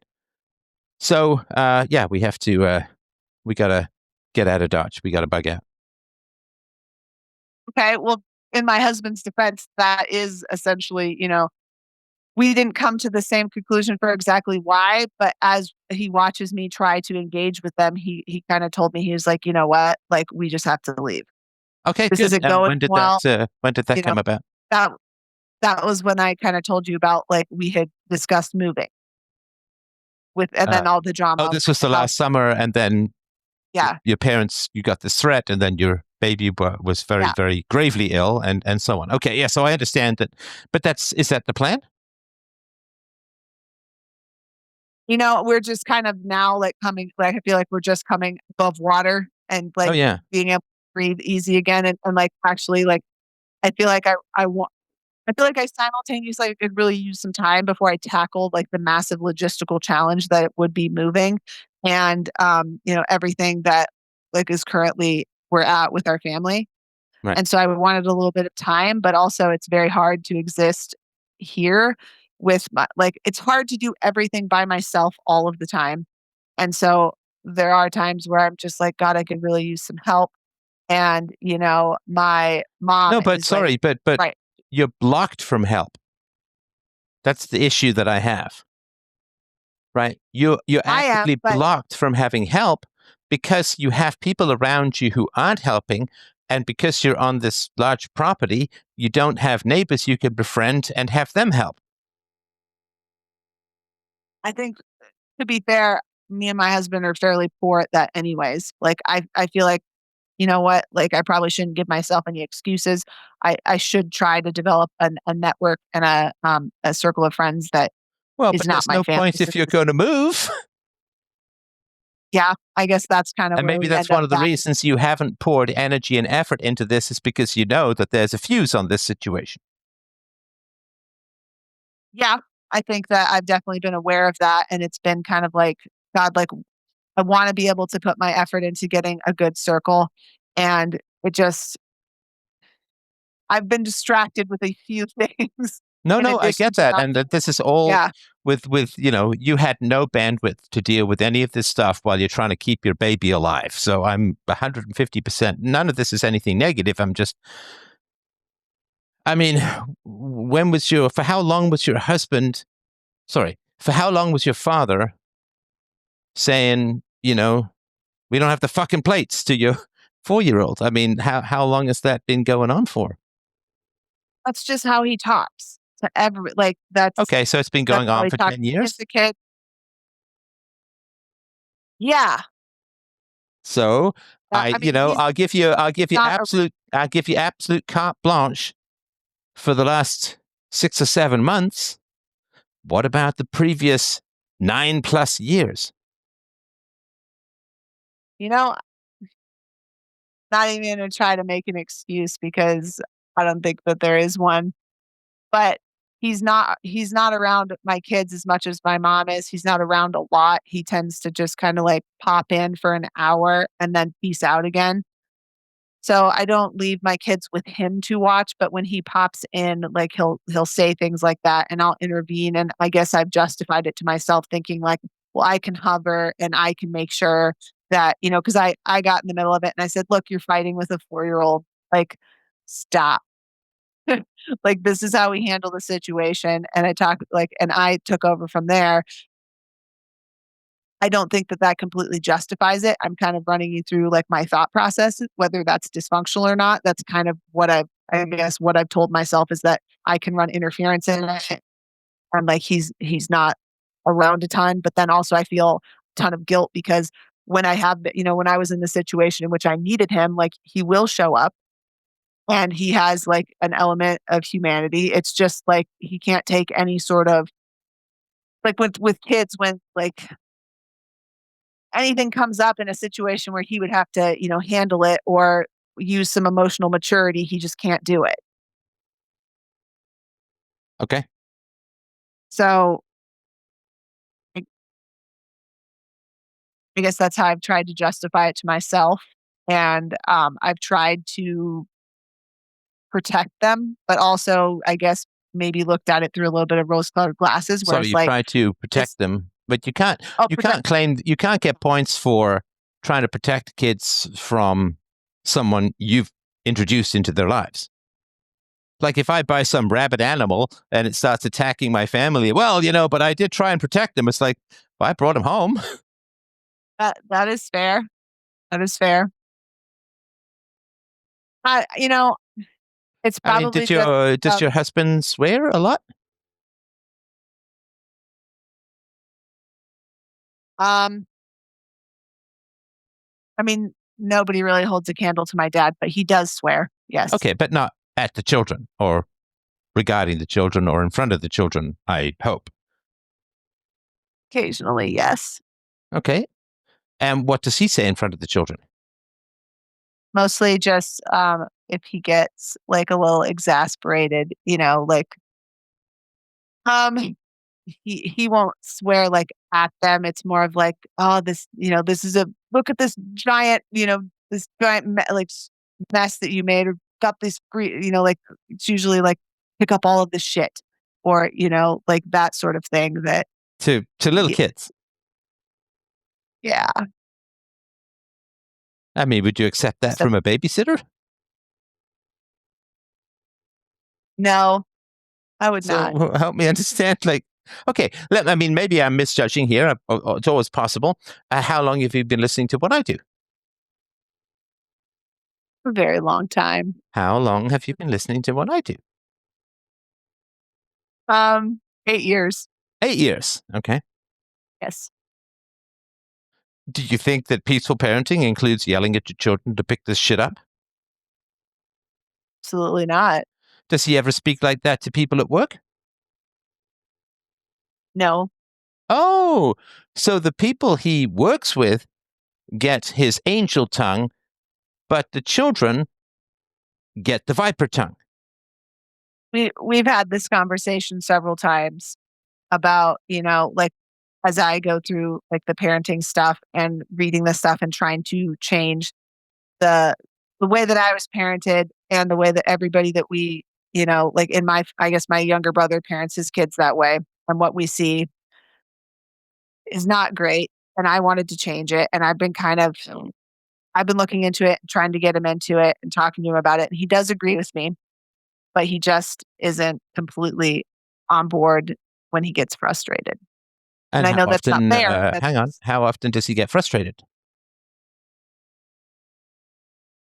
he's usually a pretty mellow guy. I think it's just in the last, it would probably be like a couple times a year, but in the last 6 months, tensions have been a little high with the Okay, amount of so stress. a couple of cuss words a couple of times a year. I'm not going to go to the barricades for that. Obviously, it's not ideal, but that's not like he's not he's not yelling at them daily and dropping f bombs in their Yeah. general direction. So okay, all right, that's relatively okay, at least for me. So what is the foundational question that I can help you with in the time that we have?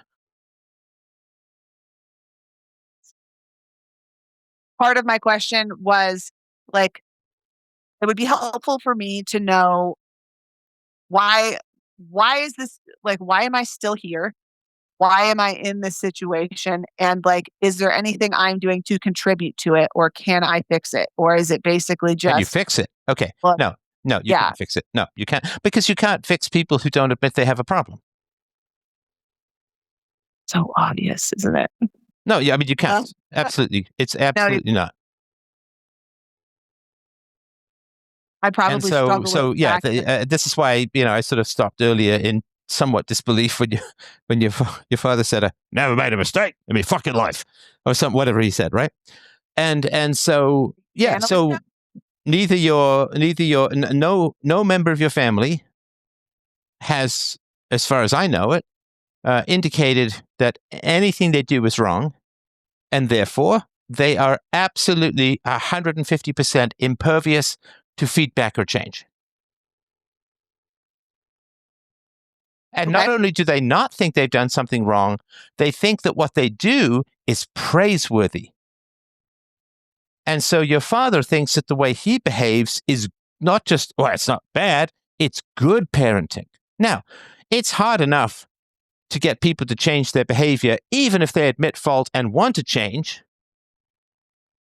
It's impossible if they don't even admit fault, and it's doubly impossible if they praise and think it's good what they do. Never going to change. I would as soon suggest that you try to reverse the law of gravity as try to change someone who praises their own habits. Hmm. All right. So accept them for who they are. They're not going to change. Accept them for who they are doesn't mean have no willpower, choice, or judgment, but it's like don't sit in this fantasy that they're going to change. Okay. Yeah. And I've probably lived kind of with this delusion that if I say the right thing, or if I explain it the right way, or if I could just let them know my point of view, they would see how much sense it made and they would be like, oh, that's a really good point. Right. Now, I Yeah. also don't want you to turn on yourself and call it a delusion. It's not. It's not a delusion. You're not crazy. It's completely natural, normal, and healthy that you would have this perspective because it is a survival mechanism from when you were a child. When you were a child, I assume your family was, to various degrees, kind of unbearable. As you said, you didn't like it when your brothers came home. I assume you didn't like it too much when your parents were home, and you didn't have, you had some fun vacations and some fun times, but overall it seemed negative. Do I have that roughly right? Yeah. I mean, I know it's complicated to say like, oh, it was either bad or good, but generally, like I wouldn't want to go back there. Right. Okay. I would not So, want to revisit. so the only way we keep our capacity for love alive when we're in a bad family situation or bad overall, the only way that we keep our capacity for love and attachment alive is that bipolar four-letter word called hope. We hope. Hope is what gets us through the day. Hope is how we stave off depression. Because let's say at the age of 5, like there's violence in the family, and your mother is yelling, and there's name calling, and your brothers are teasing, and they're mean, and there's no comfort or love or happiness in any particular way that's sustaining you. And if somebody had said to you, "Don't worry, kid, it's only another 16 years, then you can move out." Oh, and you're 5, right? So 30 years from now, you're still going to be wrestling with this family. I mean, I'm telling you, sis, you would not have been able to get out of bed. Do you get like this, the No, bottomless absolutely depression? not. Yeah, the bottomless depression of like, oh God, no one's going to change. It's going to be the same shit pile every day. And it's going to go on for 16 more years till I move out. And 30 years, I'll still be wrestling with all this crap. I mean, I'm telling you, maybe this is just my thoughts and experience. Maybe yours would be different. But I think it'd be real tough to get out of bed and go and study for a math test. Absolutely. So Yeah, how do we get out of bed dismal. and study for the math test? We hope. We hope. We hope. And it's sort of like if you're stuck in I mean, I use sort of exaggerated analogy here, but I think it drives the point home. If you're stuck in a dungeon with a pile of keys and there's a lock on the door, right? If you were to sit there and say, "Oh my God, I'm never getting out. These keys are just put here to torment me," they wouldn't lock me in with the keys. So the keys are just leftover trash and garbage, and like you'd be depressed. So what is it that keeps you going? Okay, I'll try this key. Okay. Well, that didn't work. I've only got 5,000 more keys to go. Okay, I'll try this key. And they all kind of half fit, and you jiggle them a little, and maybe they're a little rusty, and so on, right? And you will spend your time trying all the keys in the lock to get out of the dungeon, right? Because if you were to say, I'm locked in here for the next 16 years, and I'll still be spending a good deal of time in this dungeon in 30 years, you wouldn't probably want to live. So you just try the keys. I got to try the keys. Because if I accept that there's no key that fits this lock, I'm just going to lay down and sleep forever. Does that make sense? Absolutely. No, that's exactly what I've been doing. Yeah. And that's not crazy. And that's not, you said, a delusion. No. I mean, I'm gonna fiercely stand between you and every negative statement you might make about yourself, because you are a wonderful young woman. You have 6 beautiful children. You have a husband you love. You guys are committed to peaceful parenting, with hiccups like we all have. So I'm not going to finger wag about any of that stuff, because I'll be finger wagging in the mirror from time to time. So I am not going to let you disparage yourself, even by saying, well, I have this delusion. It's not a delusion. It's what keeps you alive. It's what keeps your foot going in front of the other. And we all have to do it if we're stuck in dysfunctional family situations as kids. We all have to do it. We have to have hope. And the way that we have hope is we just keep trying the keys. Oh, this didn't work. Okay, well, I'll try another approach. Oh, this didn't work. Okay, I'll try another approach. Well, this didn't work. And so you had one last key, which is why you're calling me, I think. You had one last key to try, called an emergency. Right? It's the only key you hadn't tried. Yeah. Can I open this door to other people's hearts with a key called emergency? And you got the answer. And there's no other key. Right? You've tried everything else.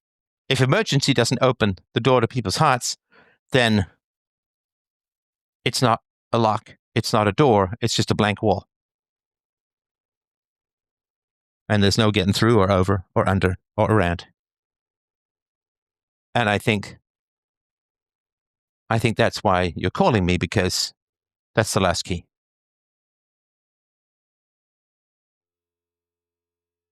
Yeah. Case of emergency, break glass. This key will work. It doesn't. And there's no more keys. No, I really can't envision another situation which would somehow be the time that they change their behavior and come through. Like, up until this point, it hasn't worked. But how do you look at that, from the perspective of a child trying all these proverbial keys and then realizing like I'm an adult, I don't have to do this anymore, and how do you let go of that and just like use like the hope of ever having a functional family system? Well, I mean, you have yours, which is more important because that's the one you chose. So, I mean, Yes. again, this is part of the gentleness which we should have, I think, with ourselves, which is that we're not designed for any of this stuff. We're not designed to outstrip family dysfunction because we mostly arose in tribes or feudal systems, or we were slaves. We had no chance. We had no chance. So there's this kind of weird flickering flame that is kept in the human heart over tens or hundreds of thousands of years, which is the hope to be rational, the hope to have virtue, the hope to be independent. And we couldn't.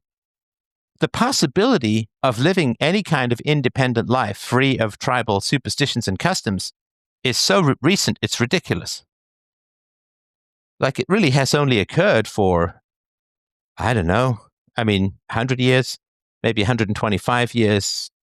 And certainly with the modern economy being able to just pick up and go. I mean, I guess you could say, well, it happened with the new worlds, right? And people left the old world and came to the new world in part because they just wanted to be able to live some more rational kind of life. So we're not designed for this. We're designed to keep the hope alive and never to exercise it. I mean, if you were born in some feudal manor in the year 1300 in England or France, I mean, it's not like you got to go and be independent and live a rational life somewhere else. It wasn't possible. So the possibility of these kinds of conversations that you and I are having, the possibility of being able to actually change our lives to be more rational and more moral and to live with greater integrity and independence is like we are Nietzsche's Übermensch. We are the overmen and the overwomen. We can overcome tribal custom and dysfunctional custom and build a life independent of our origins. And that is not, I mean, nobody had that. I mean, it wasn't like the king had all of this freedom either, or his courtiers, or the priest didn't have the freedom to be rational, empirical, and scientific and live with integrity and independence. So this flame really has been kept alive for like hundreds of thousands of years, and only now can it actually catch fire in our hearts and warm our futures. Not to get overly poetic, but we stand on the precipice of a life of actual reason and independence, which the internet has granted us and the modern economy has facilitated. So it's a massive project. And really, the suffering of all of our ancestors was to keep this little candle of hope alive until it could be used to light a hearth or a heart, so to speak. So it's not individual to you, it's not individual to me. All of our ancestors, hundreds of thousands of years, you could go back millions of years if you want, but hundreds of thousands of years, our ancestors have kept alive this hope of reason, this hope of independence, this hope of integrity. And it has been crushed and squashed and blown out and pissed on and frozen repeatedly by brute power, politics, nature, theocracy, you name it. And finally, now we have the opportunity to take that little tiny flame and use it to light the way forward. And it's a much bigger project than you. It's a much bigger project than me. And I very much look at our ancestors as nodding in satisfaction. Thank you. This made all the suffering and the keeping of hope alive worthwhile. Because the keeping of hope alive was a real torture. Because, I mean, think of how many people just broke their hearts out, smashing their heart against some mad bugger's wall. Just smashed their heart into pieces for their whole lives. Put it back together, glued it all up, smashed it again, just to keep that hope alive. The suffering is staggering at how much it cost in people's blood, sweat, and tears to keep that hope alive. And now it's been handed to us, and the universe, the world, the society, the system has finally given us the opportunity to live with more than just futile hope. Because in a way, the hope of being able to affect the impossible, to change the physics of somebody else's personality, because free will gives you choices, but most people are just defensive. And as you pointed out with your dad, like, this defensiveness means there's no input, and therefore he's just a machine of avoidance. And so to give up the hope, I know it sounds like we're keeping this flame and but the way that you end up with a better life is to give up the hope of changing people who are dead set against change, whose entire egos and personalities are founded on being always perfect and always right and never admitting fault and never being wrong. And it is taking that fire and not wasting it, getting out of the dungeon and building a genuine fire to warm the hearts and hearts of people and to demonstrate that to everyone else. Because your children and my children, my child, they don't have to live in hope, right? They're listened to, they're respected, they're engaged with. I just spent most of the day, like 6-7 hours, out tootling around with my daughter doing a bunch of errands and stuff like that. And we had a blast. We just had a lot of fun.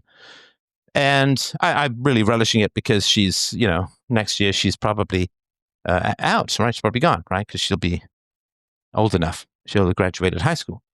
So I really want to enjoy this time. And she doesn't have to live in the hope of a reasonable parent. She doesn't have to live with her fingers crossed. She doesn't have to try and figure out how to warm my heart. She doesn't have to figure out how to try to love me, how to step over these sort of frozen icicles of defensiveness and avoidance and rejection and vanity and narcissism. And she doesn't have to try and figure out. There's no dungeon. There's no door. There's no bars. There's no need for keys. She's already out in the sunshine. She's already out. She was born outside of prison. And your kids born outside of prison. They don't need hope because they have. They don't need hope that something might come along because it's what they've lived with their whole life. So you kept your hope alive in order to keep your heart and optimism alive, your capacity for love and pair bonding alive. You had to have hope so your children don't need hope to survive, but enjoy that connection and the love they have with their parents and with each other. Already, you said your girls are so sweet with your youngest and his medical issues, and they're happy to help and so on. So you've created the family you wanted as a child. You have provided what you were denied. You half froze to death in the wilderness, and you've created a giant roaring fire where people dance and cook and are heated and sleep in its warm embrace. You don't need to look to warm the hearts of people. I won't even say frozen hearts, because frozen hearts could theoretically be thawed, but, holes in their heart the size of their heart. There's just nothing there. So rather than say, how can I fix my family of origin, look at what has been fixed for your children and that they don't need hope because you've manifested everything that was missing for you as a child. And that's the greatest gift that you can give. Sorry, go ahead. That's definitely been my goal, is to make sure that I can bring them what I wish that had been provided for me. But you have done that. I mean, perfectly, no. Why can't I shake? Neither have I, right? But sorry, go ahead. No, we've done, but that has been my goal. So why can't I shake this idea that I'm fundamentally denying them in some way if I take their grandparents away? My children. Well, you are denying them. But you are denying them access to their grandparents. Sure. Right, and I guess that's when I lock away matches from my little girl, I'm denying her access to matches. And when I take the handles of the pots and I turned them away so they're facing the back of the stove when my baby was a toddler, I'm denying her access to scalding water. Of course you're denying them. You're denying them Right. access to a car when you don't let them drive when they're 8. Of course you're denying them. So but what are you denying why them? do I Things that are good for them or things that are bad for them? absolutely, I get your point, but I'm saying why do I feel like that is a negative thing that I'm taking for them, and why am I being told by, like, my older brother that taking my kid, like, "Hey, whatever issues you have with mom and dad, set it aside so that your kids can have a relationship with them." Why is this Okay, hang continuing on, to be hang on, pushed on? hang on. Is this the brother who barely sees your children? Yes. Well, I mean, So they both barely see. hang on. You're being played. You're being played. Go on. Well, if he cared about what was good for your children, wouldn't he have a relationship with them? He doesn't care about your children. He's just using them to control you. Oh God. He's using them to control you. If he cared about what was best for your children, he cared about your children, he lives a stone's throw away. He'd be over. He'd have a relationship with your children. But he doesn't have a relationship with your children because he doesn't care about your children. So for him to say, well, you shouldn't be denying that which is good for your children, because I care about your children, I want what's best for them. No, he doesn't. Your oldest is 10? Yes. Right. Bro has had a decade to get to know your kids. The eldest, he doesn't. That's so Doesn't care. nice. Doesn't care. He got really, really angry with me, like uncharacteristically angry, and said that it was completely crazy that I hadn't told him about my last baby.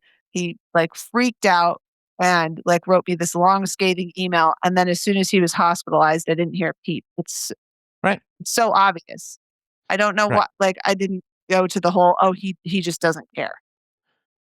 Well, he doesn't care about the kids. Because if No. somebody is a stone's throw away and doesn't spend any time with your kids, clearly they don't care about your kids. I mean, that's not even open to interpretation. I'm not trying to read minds here. I'm an empiricist. No, that's pretty obvious. Yeah. So if he doesn't care about your kids, why would he be talking to you about what's best for your kids? So that he can bully and guilt you into seeing your mom. What's in it for him? Probably his mother put him up to it. Probably his mother or your mother is wanting that. And when you grow up with selfish parents, I mean, is that a fair way to characterize your parents? I guess that if they're prioritizing their own needs and, over their kids, that's what I would call selfish. Yeah. Okay. So if you grow up with selfish parents, you have to do what they want at your own expense because they don't think about your needs and your preferences, and they don't negotiate with two people in the room. Even if they're the parents and they get the final word, there still should be negotiation, right?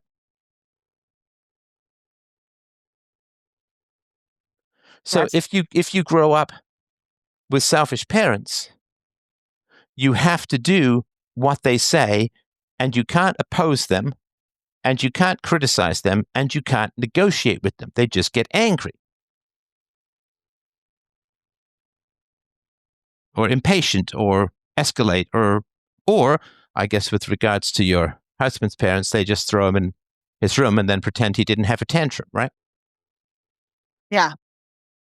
Which is saying that he has no authority, control, or influence over them, which means they're never going to negotiate with him, right? Yeah. So It's for your just another brother, way to indicate that. yeah. So and people who are selfish love to have power over others, and so I would imagine that your mother wants more compliance from you, and maybe she's deployed with certain linguistic tricks to your brother Or maybe your brother just wants to be able to make you to do something, and he's just searching for the buttons that make that happen. And if he cared about you, wouldn't it be nicer to you when you were a kid? If he cared about your kids, wouldn't it be nicer to them when they are kids? So he doesn't particularly care about you. Otherwise, he would have sat down and said, I was kind of mean to you when you were little, and that was not good. And I was the older brother. I should have done better. And, some basic human decency stuff, right? So he doesn't, I don't know where you stand politically, but I'll sort of give you an analogy, right? So the Democrats don't want people deported from America for a variety of reasons we don't really have to get into, but like they get extra votes in Congress with this, and they have a path to citizenship to dangle in front of people to get political power. So they don't want people to get deported from America. And it's not because they care about those people, it's because they want political power, right? Do we sort of agree on that roughly? Yeah.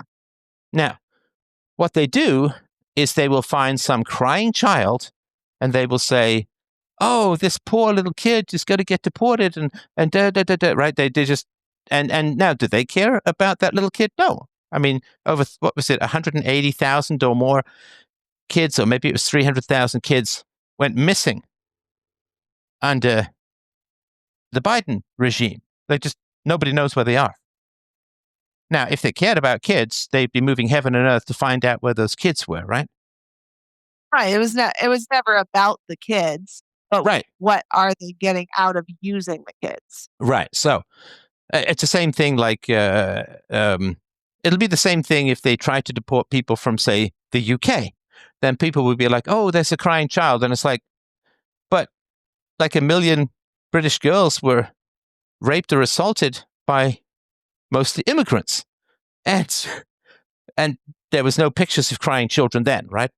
So with the Democrats, what they'll do is they'll hold up these crying children, not because they care about children, but they know other people care about children. Okay. And of course, if Democrats cared about families and keeping families together, they say, well, if you deport, the families could be split up. It's like, I don't remember any of those concerns when the Democrats, mostly the Democrats, were willing to rip families apart over the COVID vaccine, and in fact encouraged families to ostracize unvaccinated, right? And there were lots of crying children who couldn't go to see grandma or couldn't go to family gatherings because their parents weren't invited because the parents were unvaccinated. You didn't see any of those crying children, right? So it's not with the Democrats, and Republicans do this in other areas, but we're just looking. I think that this one's pretty vivid. So the people who show you these crying children, they don't care about children, but they know that you care about children, and it's a way to get what they want. So he knows that I care about my children. So he's working that angle and saying, yeah, you should not. He knows that you're a very conscientious and dedicated mother, right? Is this the brother without kids or the brother with kids? Without kids. Okay. So he knows that you're a very conscientious and dedicated mother. And so he knows that if he can convince you that something is bad for your children, he can control what you do. I mean, yes, that would certainly get my attention. Sure. And so the danger of having a passionate devotion to truth, reason, and evidence and what's best for your children is that if you're around people who share your values, that's great. If you're around cold-hearted people, they will immediately understand that you care about your children deeply. And if they can tell you what's best for your children, they've now controlled you. They now control you. Why would they want to control me though? Obviously I don't feel like that would benefit them. Why would they just not want to have cold-hearted people like to hang on? You don't think cold-hearted people like to control others? They don't think, you don't think human beings, like in general, like having power over others? It I just mean, you seems and I like a probably lot of not, work. but most do. Sorry, go ahead. Yeah, I was going to say it just seems like if you don't like somebody, it would be much easier to just not have any dealings with them than to try to manipulate and control them. Well, I obviously can't read your brother's mind, so I don't know for sure. But I would imagine that the family wants the appearance of everyone getting along. And that if Yes, you, for very, very much instance, so. yeah, so if you, for instance, are not going over and you are not responding to your mother's texts and so on, then there is a blemish in the family portrait, right? It would be like if your family sends out Christmas pictures and you and your kids were just not in them. That would be very uncomfortable for people because they like to display the appearance of everything's going well. It's a status thing, right? No, absolutely. And that my parents are, just for context, they're highly vested in the appearance that they have in their social circles. Right. So I guess So that so then answers. then the question is, how do we get you, the daughter, how do we get you back in the fold, back in the family portrait without admitting we did anything wrong? How do we get you to give up this resistance or this criticism or this integrity or this requirement or this demand or whatever it is that you have? And I'm not saying like it's unimportant, but it's a variety of things. So, how Mhm. do we get her to come over and break bread with us and give the appearance of a good and happy family? How do we get her to do that without listening to her or addressing any of her problems or admitting any fault whatsoever? We say, oh, but the children need the grandparents. It's bad for the children if they're not around their grandparents, and you wouldn't want to do anything that's bad for the children, would you? Because you care about your kids. And I do too, you see. So I just want what's best for your children. And coincidentally, what's best for your children is to be around people you criticize without them having to apologize or take any criticism. It's a way of silencing you. Because if they really cared about your children and they really cared about you, they would address your concerns, right? Because that would solve the problem. Mom, I've got some criticisms about how I was raised. Oh, I'm so sorry. Sit down. Let's talk about it. Blah, blah, blah, right? I mean, that's certainly what my first reaction would be if one of my Sure. kids came to me, issue. And that would solve the problem, right? Or if there's a Yeah. massive 7-month medical emergency, move heaven and earth to help out as much as humanly possible, right? Or Absolutely. if your husband has to spend some months away because he's changed jobs and you have 5 kids and you're pregnant, maybe do as much as you possibly could to help out, right? But they don't want to Yes, do and I any of guess that. They don't want to do any of that. They don't want to address your concerns. They don't want to help out. But they do want you in the family picture. So the best way to do that is to manipulate and guilt you into obeying their wishes without them having to address any of your concerns.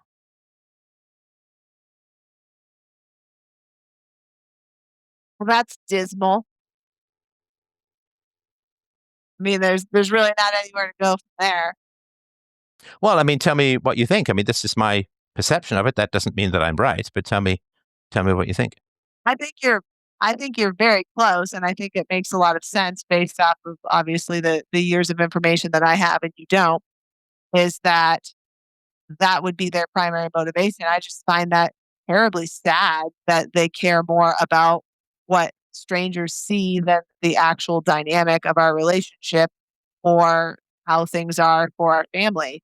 And there's Well, definitely been you've pressure seen put that. on. Sorry to interrupt. You've seen that heat map, probably on social media. I'm sure you haven't spent much Mhm. time on social media. Sorry, while your poor son is sick. But that heat map is like, are you outer directed or inner directed? In other words, where do your sympathies lie? Now, for a lot of people, of course, and this is most of the people who are conservatives, the area of focus is your children, your family, extended family, people who, your church, and you don't really care that much about strangers relative to obviously your own kids and so on. Now, that's people who are conservatives kind of on the right as a whole. But there's a whole other group of Yeah, people. in group preference. Yeah, in group preference. There are a whole bunch of people who have massive out-group preferences. Massive out-group preferences. And their heat map is outer directed. They don't have much care or compassion for the people in their lives, their family, their kids, but the opinions of strangers, well, that means everything. Wanting to look good in the world, that means everything. Wanting to look good in front of their own family members, it doesn't really matter. And if you're around those kinds of people and you are obviously family directed and inner directed and all of that, it's almost like a civil war, really, like of the mind. Because you're like, well, why are you nicer to strangers than to me? And they're like, why aren't you doing what I say to make me look good for strangers? That's been a very typical argument. Right. And I don't understand the outer directed people, the other directed people. And these are the people who were like, well, I mean, if little kids get sexually assaulted, at least the migrants are happier. And to me, it's beyond incomprehensible. And I'm sure that my perspective is incomprehensible too. A hard time making an argument for that. Yeah. Don't know what they could possibly say. I mean, it seems to me like this outer focus or this focus on others at the expense of people who are closer to you. It's just being a traitor. Because you care more about those outside your group than those inside your group. Sorry, go ahead. I was going to say, wouldn't showing up for your daughter and her family during a crisis make you look very good? Wouldn't that reflect it positively? Well, but you could just lie about that.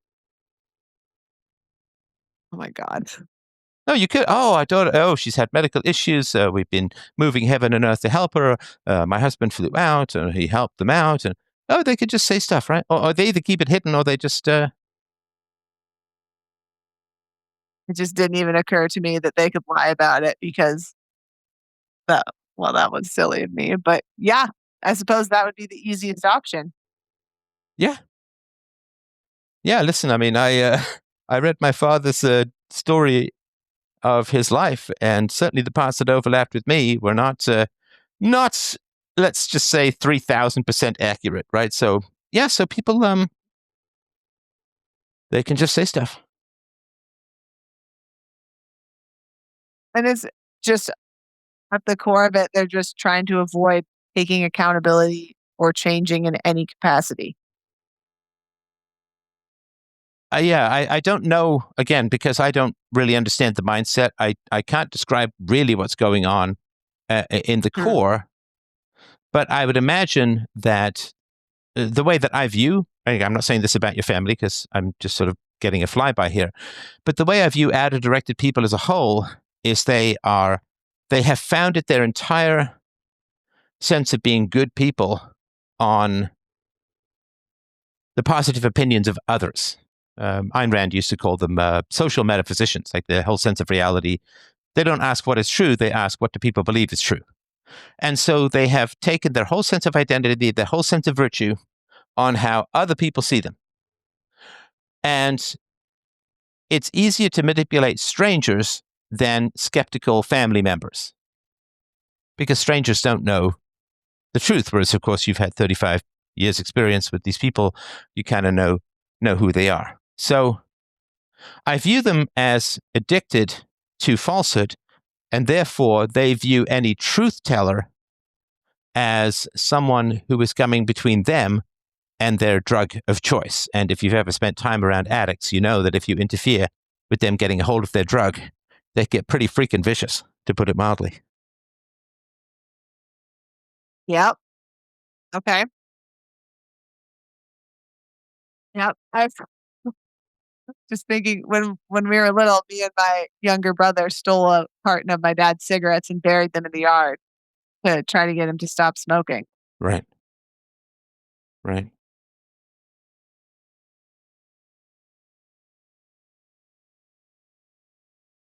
All right. Well, that's been fairly illuminating. And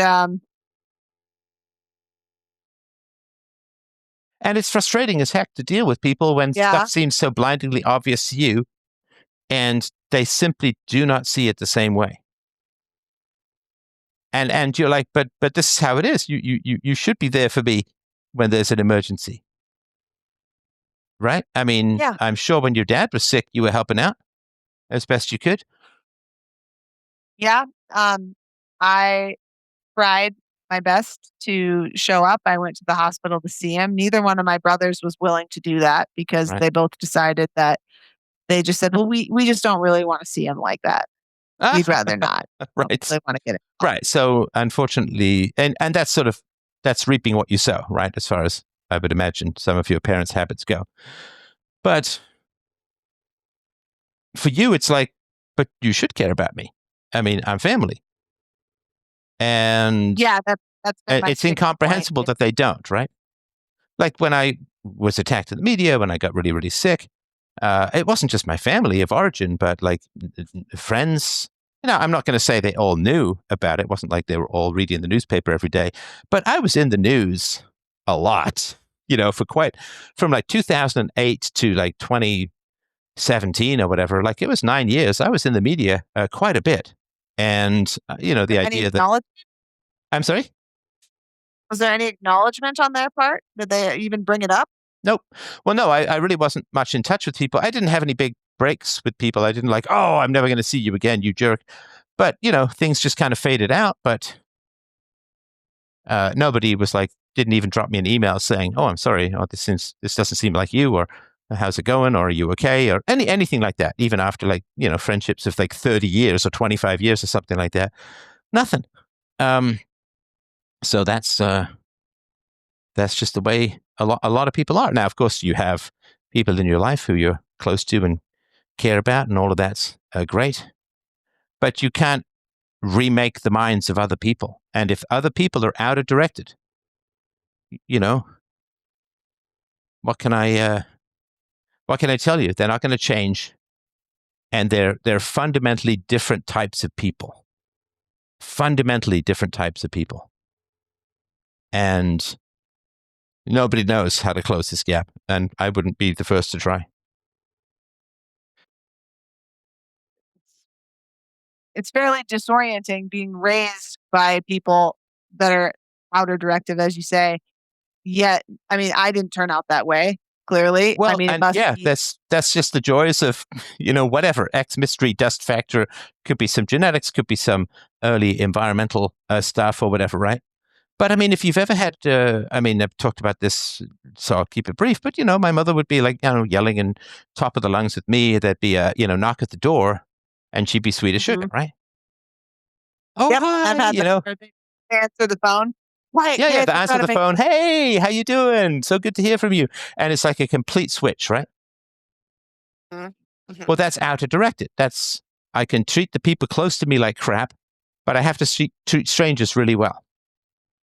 Whereas for me, you know, I don't particularly care about the opinions of strangers. I do care about the opinions of people who are close to me, who I love and who love me. I care about your level of satisfaction in this call because you know you've got six kids and you've got a kid who's still recovering from a dire illness and you know you're taking time out. So I'm really concerned about you know the listenership and I'm concerned about your experience of the call. I'm concerned about my family, my friends, my you know but strangers. Oh, they're typing, you know, whatever, right? And so on, right? So I can't really understand what it's like to have that completely reversed and to not care about the people close to me, but to be obsessed with the good opinion of people elsewhere. I can't fathom that. I don't understand it. I know it's a real thing because it's been studied quite extensively, and I've certainly experienced it quite extensively. But yeah, it's wild. But you can't fix it. Nope, nope. And I don't think that, I mean, there's really anything to be said as far as like there's no magic words that'll change their opinion. Um, just fun little thing for more context, I'll tell you. I found out several years ago just through public records doing some just research on like ancestry that my mom had been married previously when she was 19. Hmm. And this is something she never told me about. I had to ask my uncle about it in order to get some clarity. Hmm. And he told me that she ended up leaving this guy because he beat her. And she Hmm. was only married to him for, a short amount of time and then had to struggle to get a divorce. I think it was the late 70s. And I kind of thought to myself, okay, so it was acceptable to leave and get divorced if your husband beat you. And then the next guy you married beat your kids and you were fine with that. And that was fine. Like, so that the standard cannot be applied. Like, it's okay if your kids are getting hit, not okay if you're getting hit. That's worth leaving. Right. Right. And I thought, God, it's not like if I presented that to her, she'd be like, "Oh yeah, great argument." No, guaranteed that would not happen. All right. Is there anything else that you wanted to mention? We've been chatting for a good old while, and I hope that's been helpful to you. And I really just want to express my immense admiration for what you're doing with your husband and your kids, and also my intense sympathy for the livid terror that happened with your youngest that just went on, and your fingers crossed and all of that. It's brutal, and I just give you a big virtual hug for all of that. Well, thank you. And I really appreciate your time chatting with me and just I feel like I've definitely been able to get some clarity for, where I'm at, what I should do about it. I've listened to dozens and dozens of these call-in shows and they've all been so helpful for me. And so I just want to thank you for doing what you're doing. I appreciate that, and I hope you'll let me know how things are going moving forward. Yeah, I'll let you know once we decide what we're going to do about the situation All right. All right. Keep me ourselves. posted, and thanks for a So, great chat. all right, thank you so much. Bye.